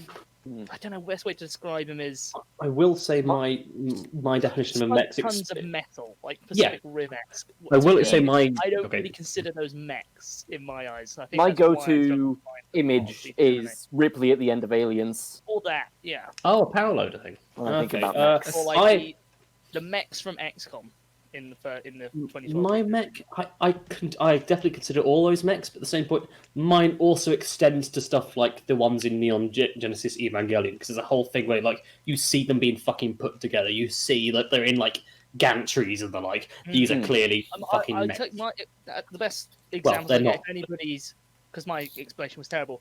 Go look at the mechs for. In fact, I'll find some pictures for BattleTech. Those are what I consider mechs. Look, I'm just looking at the I will- Neon Genesis mechs, because I've never actually watched Neon- Evangelion. I know, I'm Oh, a false, okay. I'm a was false trying to anime find it. fan. One Robin keeps recommending anime-wise. Code Geass. Code Yeah. Geass, yeah. Soup Store. Those aren't too bad. I like the ones in Code Geass. They're fun. Still haven't watched that either. Let me see if I can copy this image and make it small enough for. That's kind of more what I'm thinking. The thing with anime is that it's less Yeah. on the but compared to what it was back in the 90s, it's a lot less focused on the mechs and more about the people piloting the mechs. That's bad. That's There was bad. I think I do prefer things somewhat grounded. Oh, there was That's the main one from Neon Genesis Evangelion. There, the thing is, they're very lithe and agile because they have to be lithe and agile to get the fuck out of the way of the nasty shit. That's the entire point of them. or they die. Yeah, or they die. And then the That kid does wanks over a girl in the hospital bed. He did. They cut that from the Netflix adaptation. I know that They much, did. and everyone was very annoyed at that fact.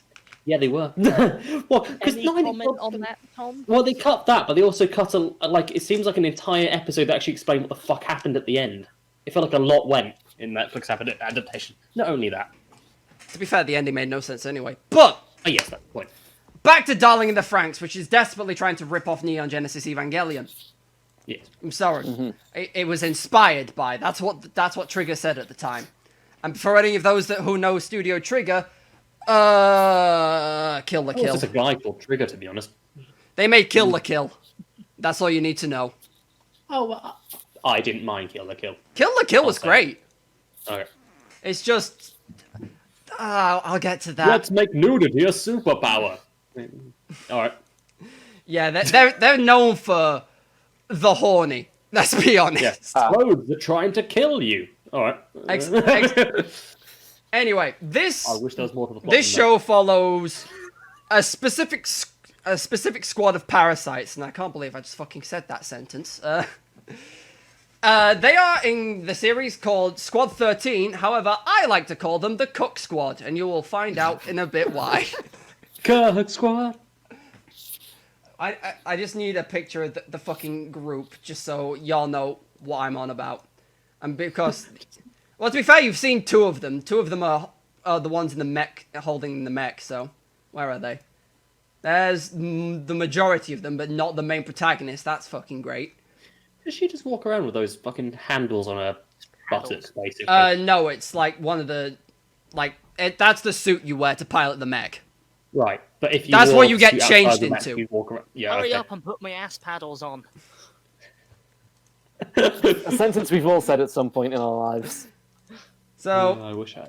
that is the main cast of this, and if anyone, those watching the thing, you will probably recognize the girl in the dress stood at the top of the hill, not the mech Yes. behind Tom, I her. thought you'd Also known as one that recommended this to me. I didn't recommend this Posted show, this Matt. image in the...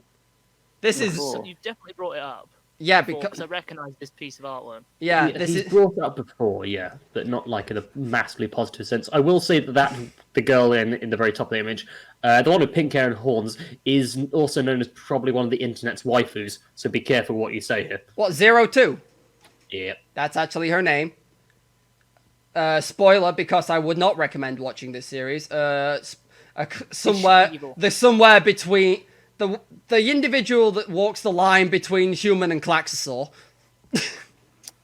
Hence the tiny horns. Yeah, that's walk the literally line. it. Yeah. Together. Anyway, Clacks. Jesus fucking Christ. John's still not got over that. Anyway, I hate that name. Help! The xylophone Dilophosauruses are approaching. The- Ding, ding, ding, ding, ding, ding, ding. anyway, Who gave the duck-billed It's like a triangles? Mexican band coming up the road. anyway, so as I was saying, as you've all seen from the picture, the mechs can only be piloted in pairs. One boy and one girl. I don't know if they've not tested, like, same-sex mechs and they don't work. No one's fucking tried, I don't think. It's Japan, so they wouldn't have put that in media anyway. That is also true. Yeah, anyway, so most of the other people in this screenshot, but we ignore 02 because she's not in it at the start. Most of them, they already have pairs, except for the boy in the center. Now, the boy's name is Hiro, Hiro. Before anyone shrugs, typical Japanese name. It's not just a tongue-in-cheek way to say he's the protagonist. I no, remember no, Hiro no. Nakamura from Heroes. Yeah, Oh yeah. Also Hero Sure. from Big Hero 6. yeah. Yeah. No, I know HIRO is a very common Yeah. name. And Hero is basically, in order to co-pilot a mech with someone, you have to do like a compatibility test to see if you're compatible. Again. Yeah. Big rim. Matt, What Pacific. came out first, I Let's be wonder? honest, Matt. Pacific Rim's highly themed from the Neon Genesis Evangelion, so they're all taking things from the same place. Almost certainly. Oh, I do feel like yeah, you are Pacific Rim stealing came off first. You said Pacific this is Rim's name. 2018. Did Pacific Rim come out before Yes, this? it did. 90s Yeah, Pacific Rim Rim. was what, 2012? First Rim, I don't know. I thought you were on about Evangelion. Pacific Rim, the first Rim. Oh, it was way Pacific Rimmers. Neon Genesis Evangelion came out in the 90s, Yeah. so And then, because it was a Guillermo del Toro is massively into like kaiju stuff and presumably anime. Yeah. I've no doubt he took massive oh inspiration. no, he's massively I into think this. Pacific I'm Rim sure he was cited 2013 Evangelion as or one of his 14. fucking references. Almost certainly, yeah.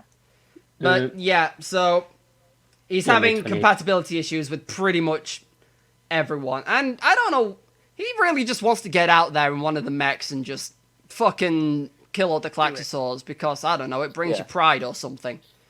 It's been a long time since I watched this show, and I wasn't about to rewatch it. It's pride and emotion you can't comprehend, Dom. Yes. That, and I just can't comprehend this man's motives. That's fair. Anyway, everyone else in the thing is paired up with. If you see like the left and the right, you can sort of see like how they're positioned. Oh, yeah, That's yeah. who they're paired That's up what with. mirrored. So the prick with the weird hairdo is paired up with the girl with the glasses. The fat one's paired up with the blonde one. Yep. The two on the outside that are definitely not punchable in any way, shape, or form. I do want to punch the small child with shit hair. Oh I yeah, wanna he punch does the fucking child with nothing in Why this do they show. look like they're wearing lederhosen? I don't fucking know. And then the only other two characters in the show that matter, in my opinion, are the other two stood behind him. The boy with the tallish boy with the blonde hair, whose name is Goro, and the blue-haired girl with the emo fringe, who's called Ichigo. She has about 6 fans, and I've just pissed off those 6 fans by Strawberry. saying that. 6 whole fans. The name's Strawberry. Is that what Ichigo means? Yeah, that's why they fucking called the guy in Bleach it. Huh. Because he's redheaded. Oh, yeah. Oh, the more you know. She's a blue strawberry. Yeah, that Anyway. rings a bell from... It's been a while since I watched Bleach, but that sounds right. You watched Bleach? I watched some of Bleach, yeah. I'm still about 300 episodes in. Hey, I'm like 5. Yeah, but I watched You are both Bleach, stronger men than I. I'm not I- committing to a long-running series. I'm still watching One Piece. And you will be for the rest of time. I know. This is my penance. This is my will. Anyway, so as I was saying, these kids, they were like, I think from memory, they were all like born and raised as like a group in the hopes that they can actually like, you know, become decent mech pilots. There was another girl in this thing who was originally tried to be Hiro's partner, and Hiro keeps showing promise, but they just can't find someone to pair him with. The females, on the other hand, I think they just throw them away. Good lord. Oh, The God. ones that Hero don't work well with. I know it's not good what happens to them. Do they feed the Klaxosaurs? Are they used as like food to keep them away from presumably the cities? I genuinely don't know. But then why would they feed them to the Klaxosaurs and like lure them toward the cities? Away from the cities. Away from the city. Why would they drive out there to Or just use leave them as- a random child? Well, I how never many said it child... made sense, no, Corby. how many... Well, that's the thing. It could be like 50 at a time. I don't know. Yeah, it might be a big load dropped by helicopter. There's an image for you. There's more efficient ways of child Two murders. straw useless children. Dropped. Anyway, there's Fact versus Fiction does not advertise dropping the useless in the sea. There we go. There we go. not the people. Thank you for that disclaimer. Don't drop your garbage in the sea. Drop the people all you want, but... Anyway, so there's this whole bit that goes on. There's like a weird induction ceremony where it's like, you've all qualified to be mech pilots. Now go forth and defend humanity for the good. From this one weird guy who's basically like... They call him Father, and it's like... He's like head of like a Is this council the of one they call 7. Papa? Yes. Jesus. Yeah. Yes, I know a And little he's bit about basically like the one who is basically like gives up all the high orders from the way I describe it, the way I see it even. So they're all after this entrance ceremony, and Hero's got no one to fucking go with because I don't know, they just pushed the other one he's compatible with off a cliff or something. I love they've like made an extra small mech for like half the size. Like this one will work one person. Off you go. Yeah. This is fucking tiny mech. Off it goes. I'm so glad you did the arm movements. Anyway, so I forget what transpires between like the award ceremony, but basically they're like back at their base camp or whatever, and Hero's just like, I'm going for like a walk or whatever, and he goes out like towards like he walks out of the area towards this lake, and he sees something both on the edge of the lake and in the lake. Is it a sword? No, He has to pull it out. no, but And he's King Arthur. so That's putting us right back as he into walks fucking, towards the edge of this lake, he like turns his like there's just some woman's clothing on the side of the lake, and then he looks out into the lake, and 02 is out in the middle of the lake. And the only reason you know it's 02 is the first scene that she's actually meeting the guy. She breaches out of the water, fish in mouth, fully naked. Alright. I mean, And then and Hero's just like that is a character introduction. As introductions go, it's certainly memorable. And like that, I'm snookered back in. Anyone who shows any kind of like bear hunting tendencies, I'm in. Like, great, fantastic. I continue. I mean, and then she like as she's like fishing, I guess. Yeah. I think that's what she's doing. I think that's what she says she's doing. Anyway, so she like breaches out of the water, naked, fish in mouth, and then she like notices Hero and the thing just staring at her because. What a sentence! Can we appreciate that Yeah. sentence? She explodes out the water, fish in mouth. I imagine the fish is Breaching. feeling very awkward in this situation. I mean, as I say, she's Exactly, caught fish it's in like- mouth, so. Anyway, she's Sounds like like a euphemism. I caught him fish in mouth. bastard mouth. Anyway, so she walks over to the shore where he was, and she basically gives him the 3rd degree, and it was just like, so, you saw me, didn't you? And he's just like, what do you mean? She's like, you saw me naked in the pond.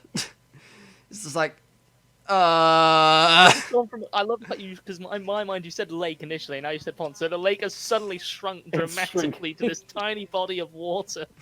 No, it's a lake, Matt. Come on. You can't breach out of a puddle. You've been fucking Why are you tried. trying hard enough? Try. Has anyone Have you ever ever tried? Through Dibley? Yeah. Yes. Yeah, but she didn't breach. She just She sank. could have. With effort. She could have. Anyway. Anyway, she walks over to Hero, gives him the 3rd degree, and then like, I think they're like some scientists come over and it's just like 02, what the fuck are you doing here? You're not meant to be out here. Damn it, we told you to stop fishing. You have ponds at home. You're not meant to be mingling with the parasites. It's actually a sentence I think that might be said. Yeah, that sounds about right. And then she just turns over to the scientist and is like, are you interrupting me and my darling? Oh no. It's just Oh, the and exact the opposite, man. pranks. Like, oh, I'm captive now. Oh no. And the scientists like take her away, and so there's a bit where Hero's just like, I don't know what the fuck that was. Then he kind of like goes back and tells the others about it, and they're like, oh, okay. Some of the boys are a bit like, oh, so you saw a woman naked? Well, good for fucking you. And the other girls are like, really? I know, for you. We're you know going the to one I die. said with the punchable face. Oh, good Yes. for you. Yeah, he Did you like hear makes a that? big deal about it, and then his partner just wants to deck him. They do this whole thing where they bicker despite being compatible mech pilots, and it's fucking hateful to watch. Yes. Cringe levels, like the point where you roll up inside yourself and vanish under the sofa. I'm Levels of cringe. That's an idea of Matt just rolling the thing like, what? Just off he goes. Just like that kind of noise. like reverse horror demon. oh shit, he's gone. Anyway, Fuck, so you everybody. so anyway, so Check down the back of the couch. subtle world building, character interactions go down, and then some Galactosaurs happen. Thank God we get some fucking mech action. Is this all in episode 1? What? It's all in the first episode. It's over. I think like the first couple, because I know geez. I think like the first couple episodes end because he's Hero obviously because he doesn't have a partner, so he's like stands on the thing and watches his friends go out and fight the thing, and then he sees a mech he doesn't recognize, which, if you see the big one at the back, it also has an animal form. Which Is it Mechquine? No, Is it Mechquine? Mechquine. It's more like a savage animal, but Yeah. basically what that indicates is that 02 can actually pilot a mech on her own. However, it fucks her up something fierce. Like all the people and the staff that are on board, they were like, God damn it, we told her not to do this, but she is arguably our best Clactosaur hunter, Is hers the mech with the lance? Yes. Yes. The mech's The name one is in the Strelesia, background by of the way. the one in the background of the pitch you sent. Yeah. The main one for all the characters. Well, yeah, that's Strelesia. That's 02's mech. Not in the animal form, but that's in when, spoilers, Hero actually gets in the fucking mech with her. Right. So, there's this whole thing where she's trying to just do the whole mech thing on her own. The staff are yelling at her because she's not meant to do that. And Hero just can't get this image of Naked 02 out of his head, so I don't know if he's just fueled with the power of horny, but he just wants to go and help this girl. Well, how old is he? Because if he's of a certain age, then probably. I don't think they The specify. power of- They were just The power of teenagers. boners is very strong in It is. YA and anime. Does it say how Well, I old think they it's are? fairly strong throughout human history. Yeah. The concern is that there are no Remember, ages the listed. war fucking between like most of Greece and fucking Troy was because real horny. I mean, like it's one of those things. Rasputin, horny. Oh, Rasputin was a fucking Genghis Khan. Yeah. Responsible for what? 1% of the world's population or something? I thought it was Most 3%. Renaissance artists. It's at least 0.1%. That's the thing, and that's still a massive fucking amount of people. Mm-hmm. Anyway, so yeah, basically he goes out and gets into the mech with 002. I almost called it 002 for some reason. That's a different thing. Not in this That's show. Bond agent. Yeah.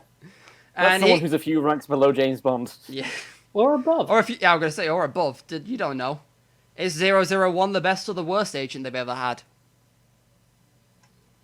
I don't know. or was Yeah, he do we just ever the see any of first? do we see any of the other zeros? Yeah, there is Double O, because I think bloody There's was it 006 Sean in- Penn one of them or something like that. Oh, what was his name? Sean Bean. Sean Bean. There you go. Yeah, he was Sean Bourne. 006 in GoldenEye. He was, yeah. Anyway, Scene Bean. The Bean we've Yes. seen. Yeah. Did you used to call him Team Bean as well? let us ignore Sean Bourne for a minute and let's continue. Anyway, Tom, continue.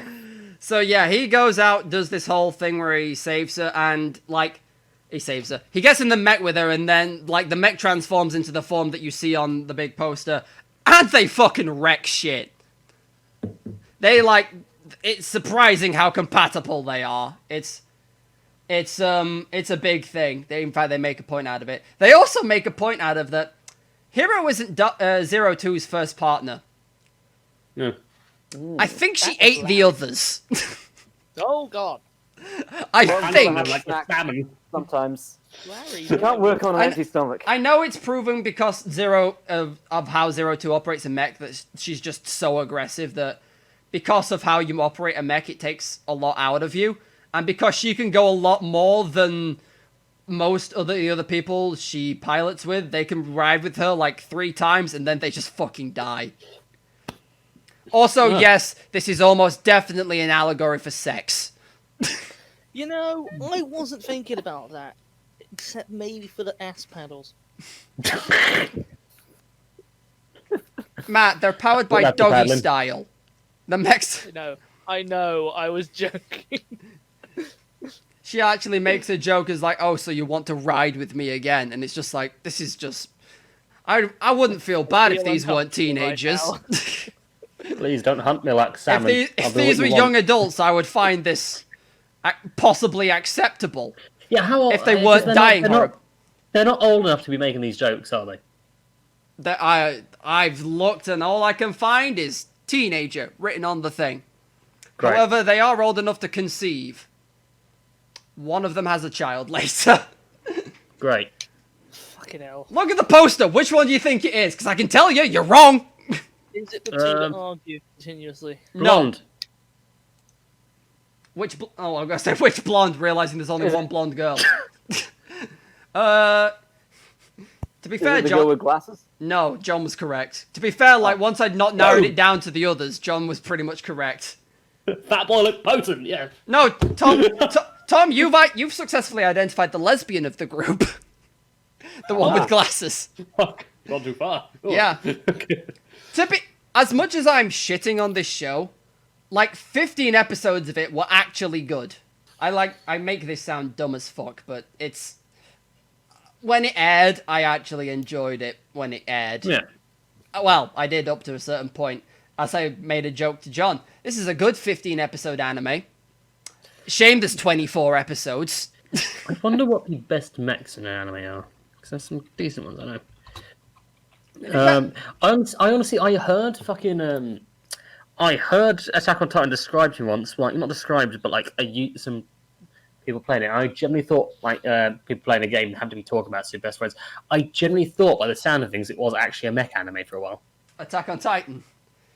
I mean, Nah, big flesh, creepy. Because they didn't explain what Titans were. They just explained they were fucking big things. So I assume Titans were some sort of giant alien things. The mechs they were using particular gear, which I assume to be mechs, to fight them on like distant fucking planets. I had this whole thing in my head.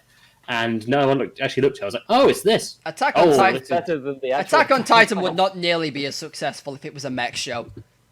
No, Mainly it because wouldn't. if you're a mech show and your name isn't Neon Genesis Evangelion, you're pretty much doomed to be forgotten.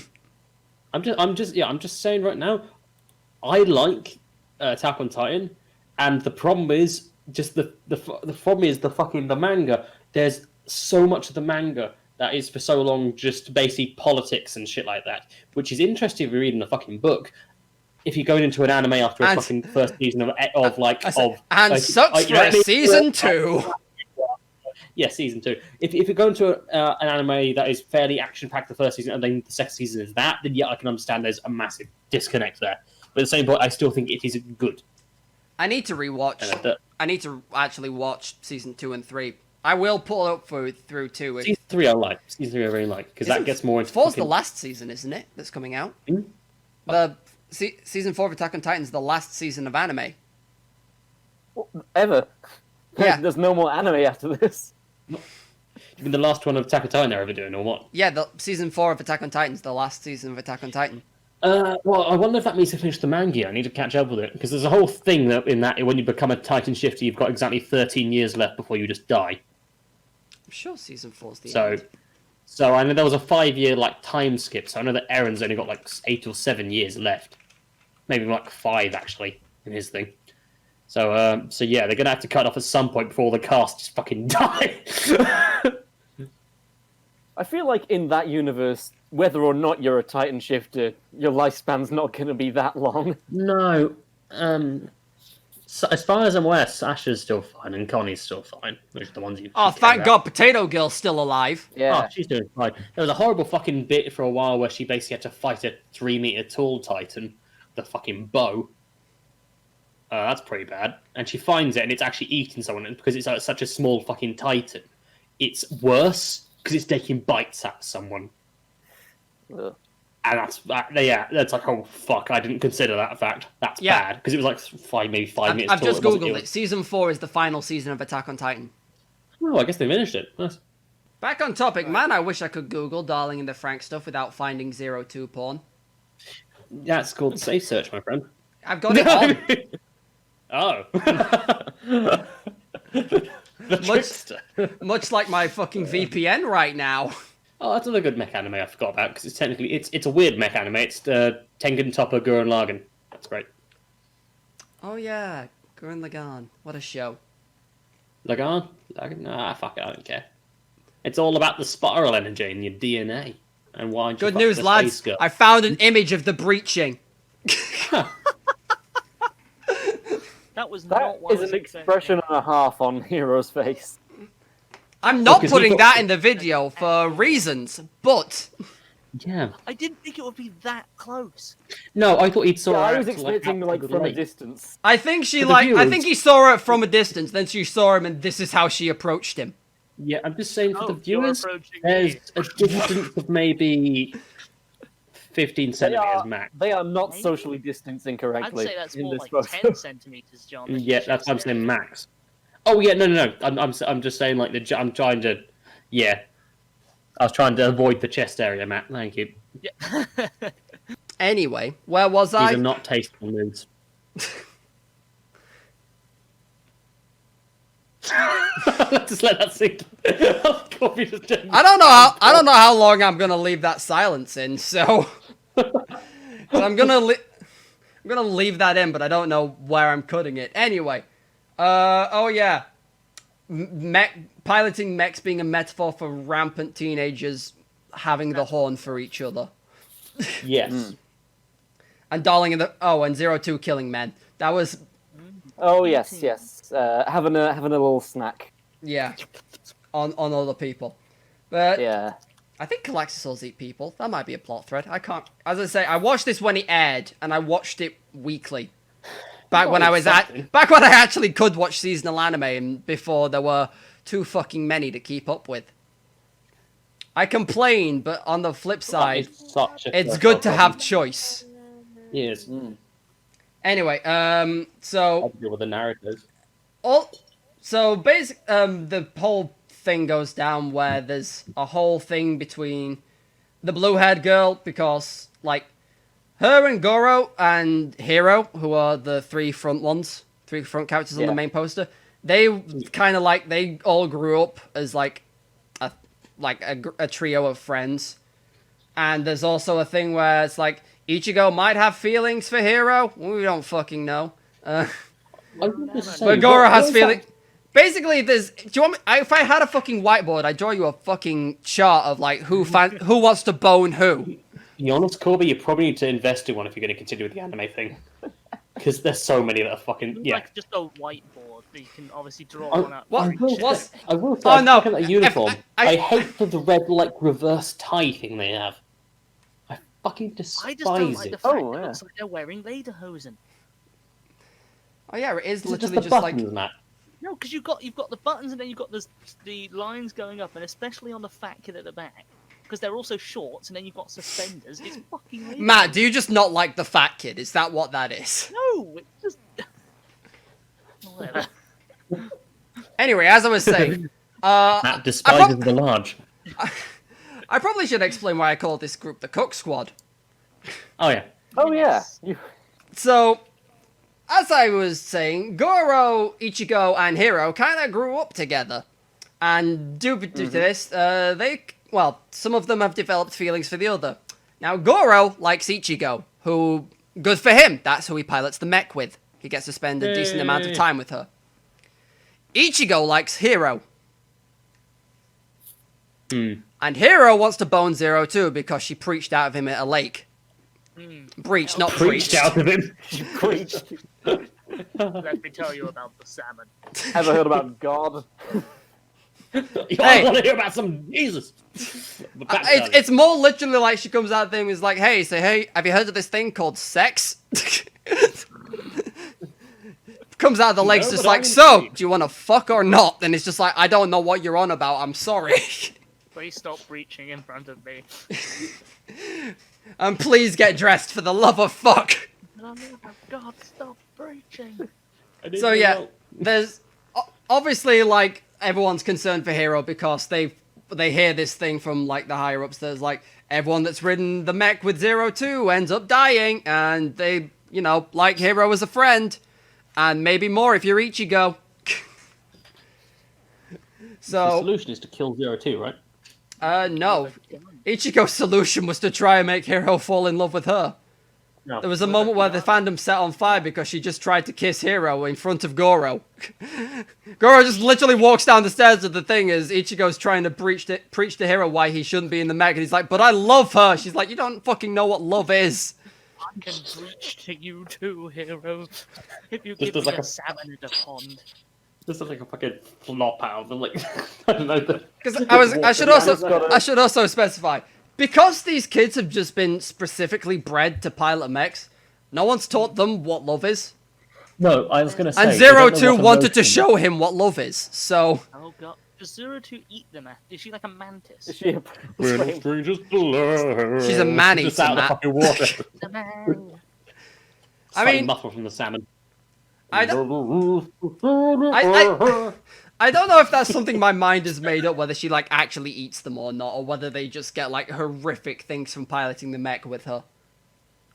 I mean, All I know is that if she pilots the mech on her own, she gets fucked up, and if someone pilots the mech with her, they get fucked up. But she's fine because she's just driving them too hard. I guess it takes if we use Pacific Rim logic, it takes the pressure off her, so she's fine. While Takes two to tango.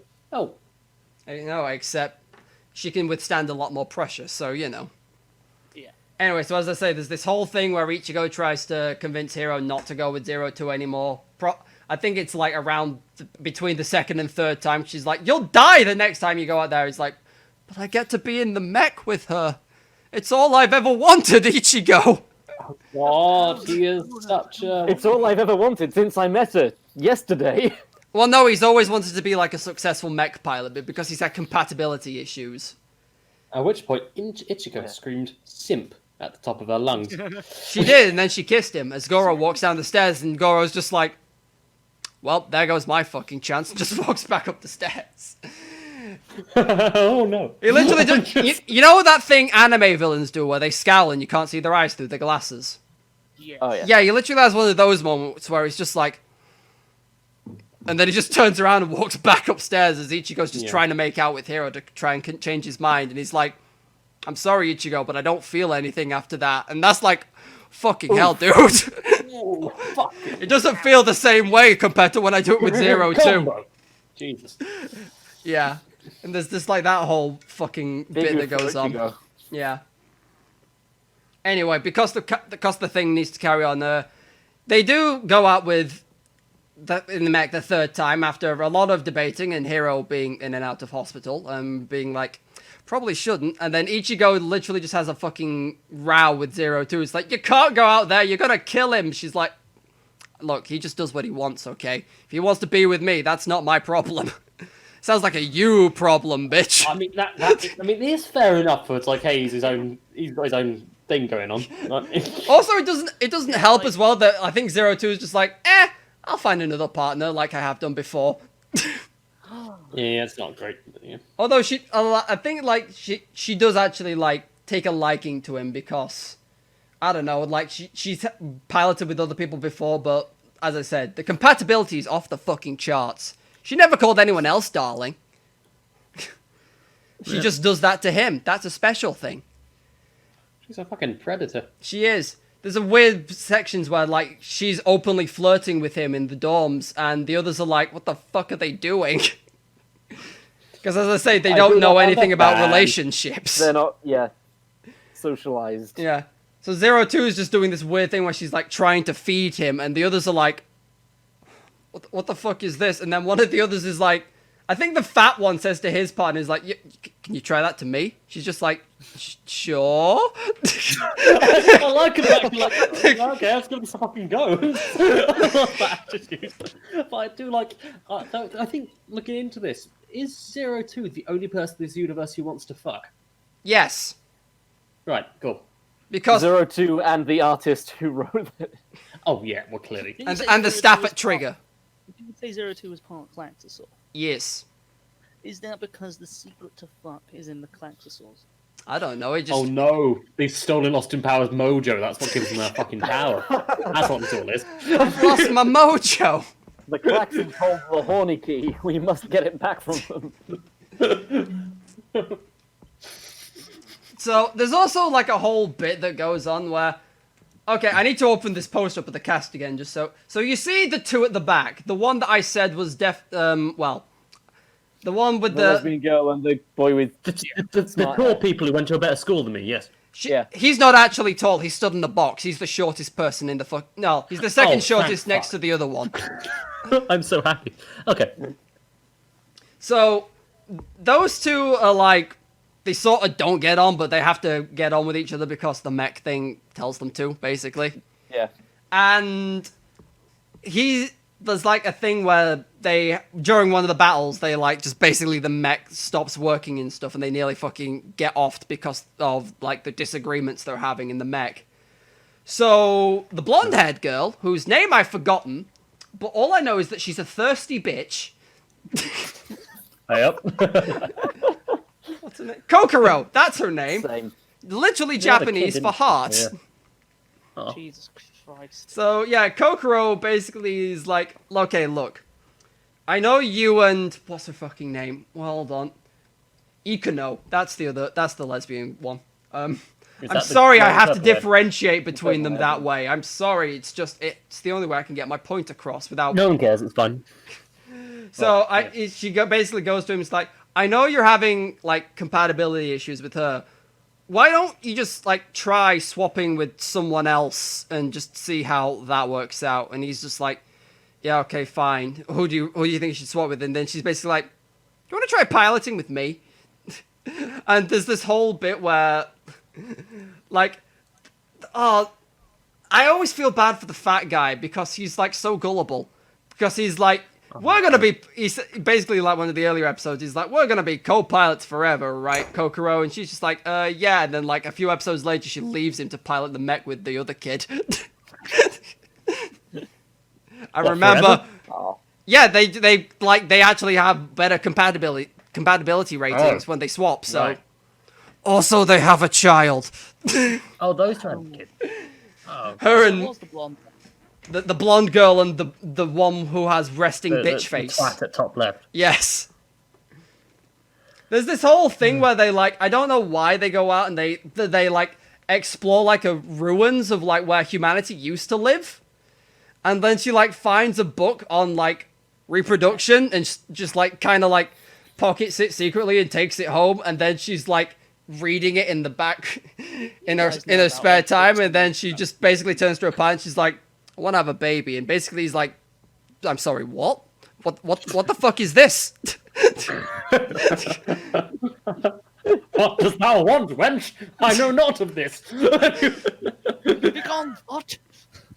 Anyway, there's this whole fucking bit where they you know, actually, well, they don't have a child, but They do the dance of Death.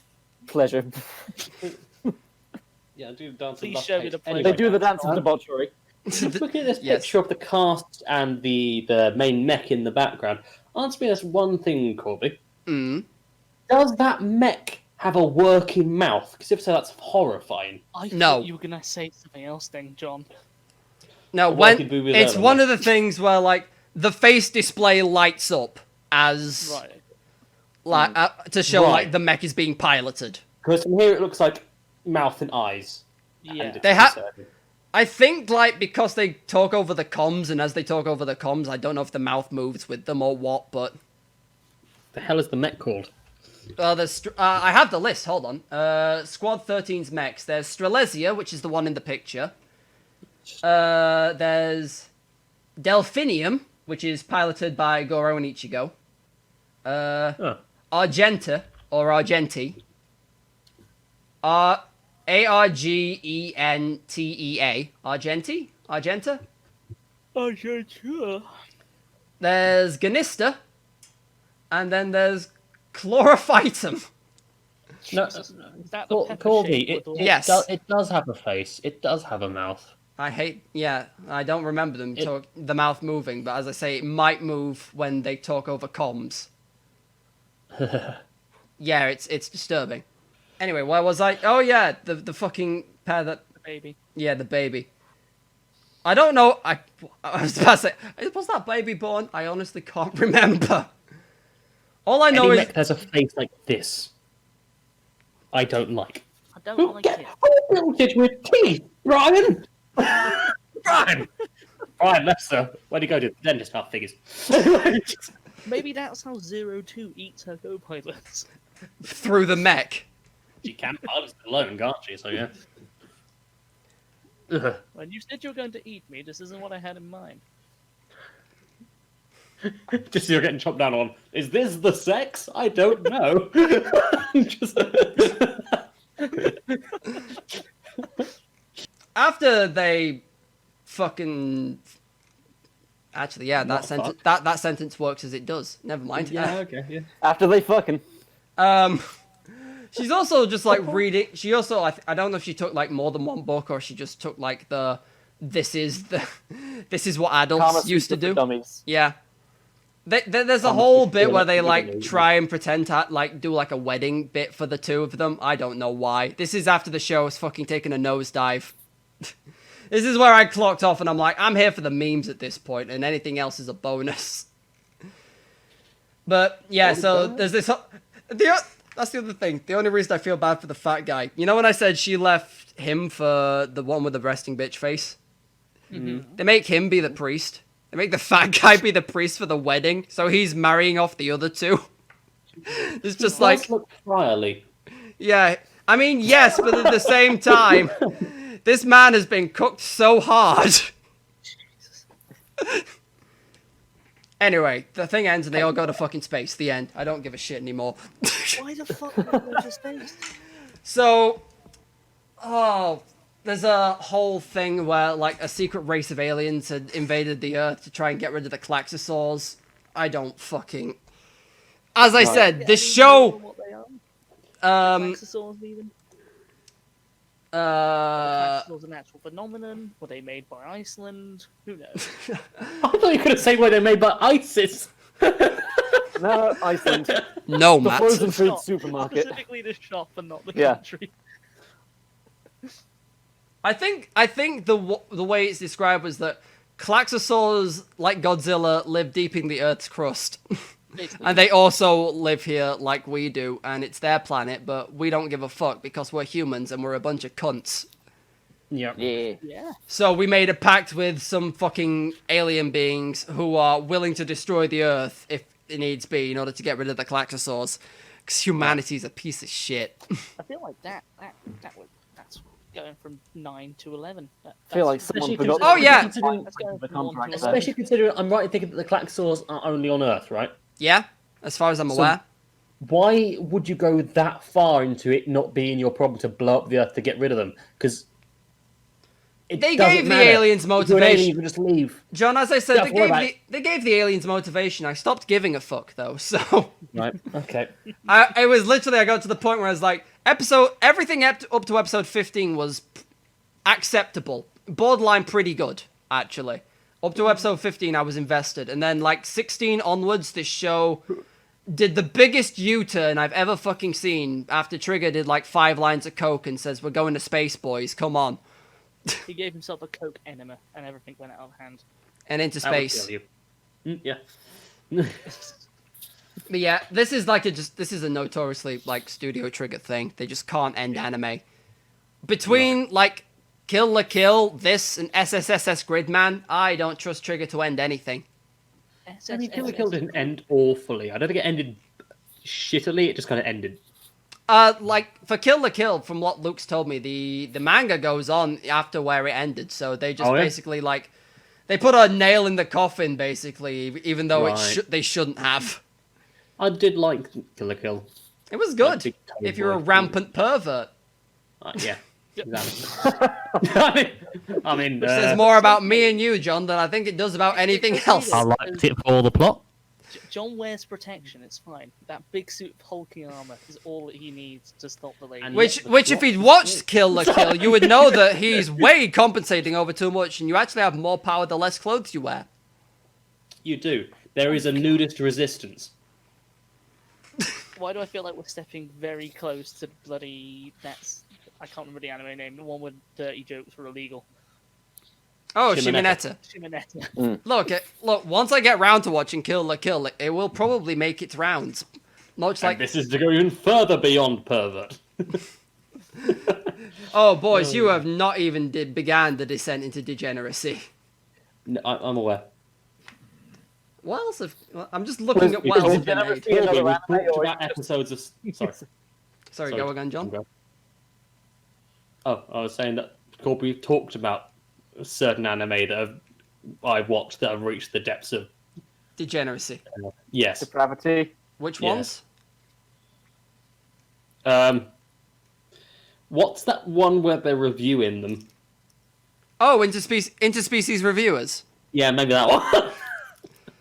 TLDR, TLDR, that is a show which is basically like a bunch of guys, from what I'm aware, they review the different races of prostitutes. Sorry, what? I like how Matt's just like, excuse me. Also, the anime made it way more ecchi than the manga ever was. So it turns out the anime actually was worse than the manga. Turns out anime studios be horny as well as manga artists. That's what we've established. What was the guy? What was the name of the guy that was the big director in Studio Ghibli when he said anime was a mistake? Is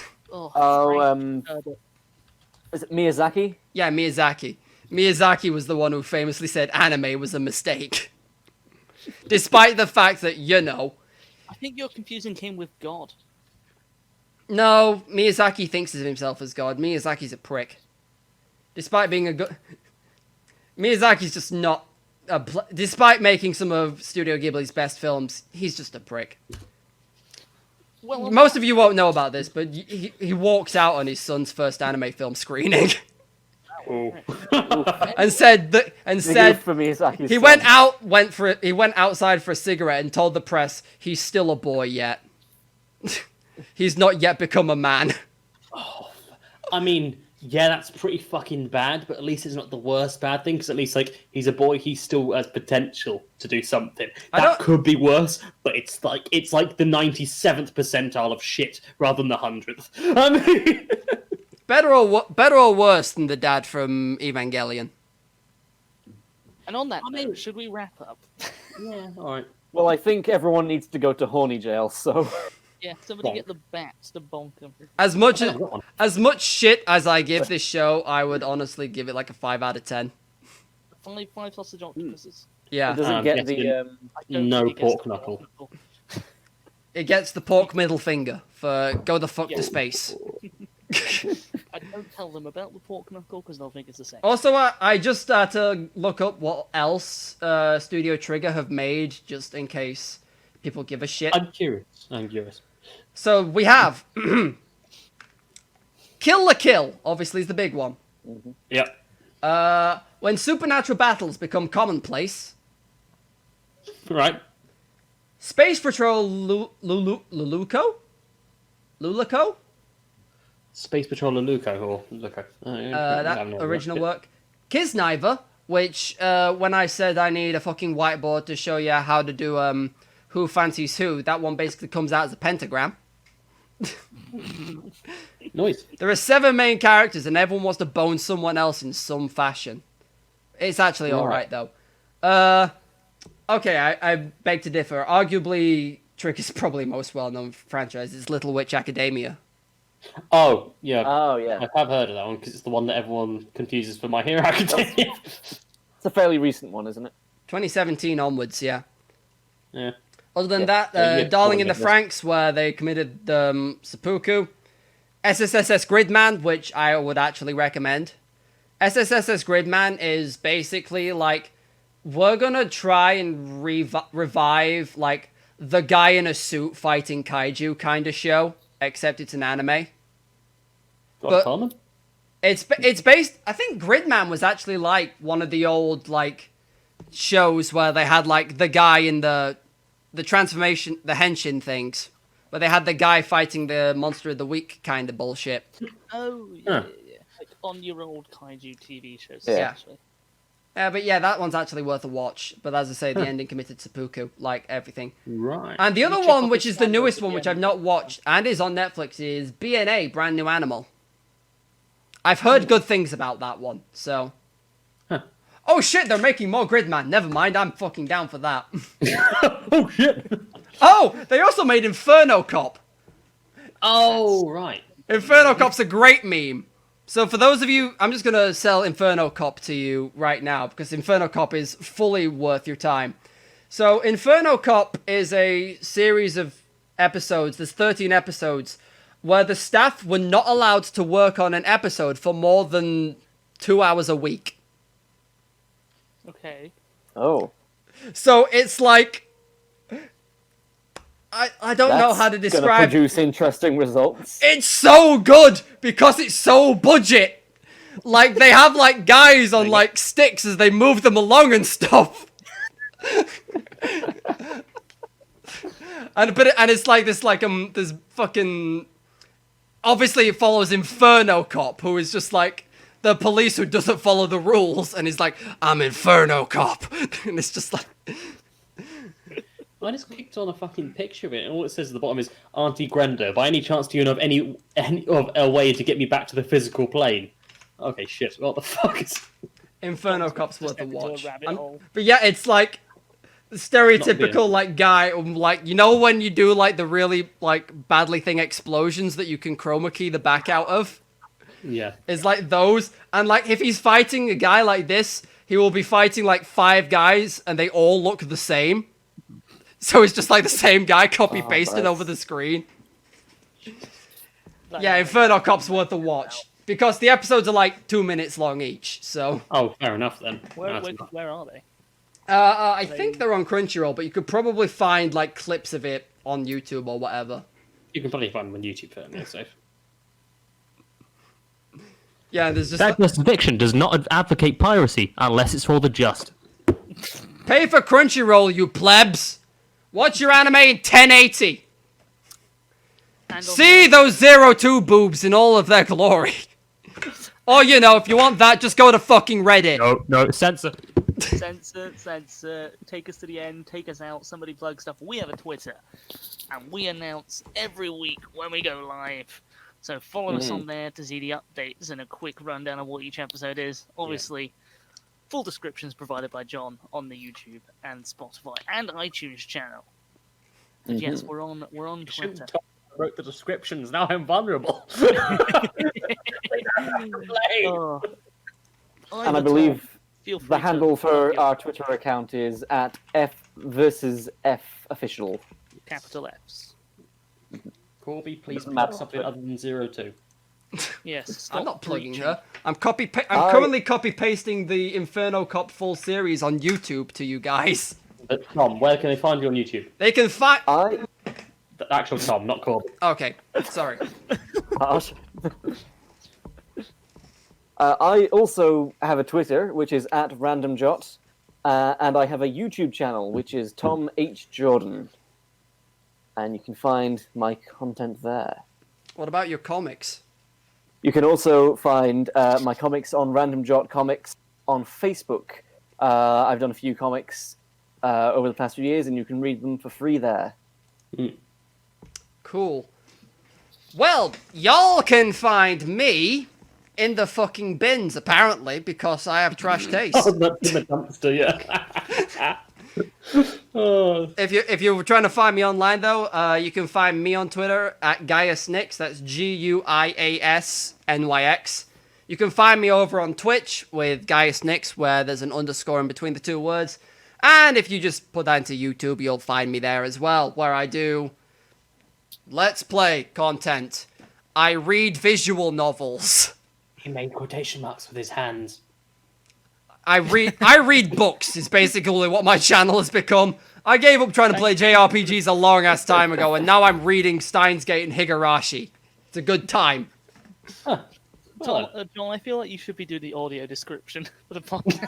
Well, I sound a bit like Werner Herzog then when I fucking went.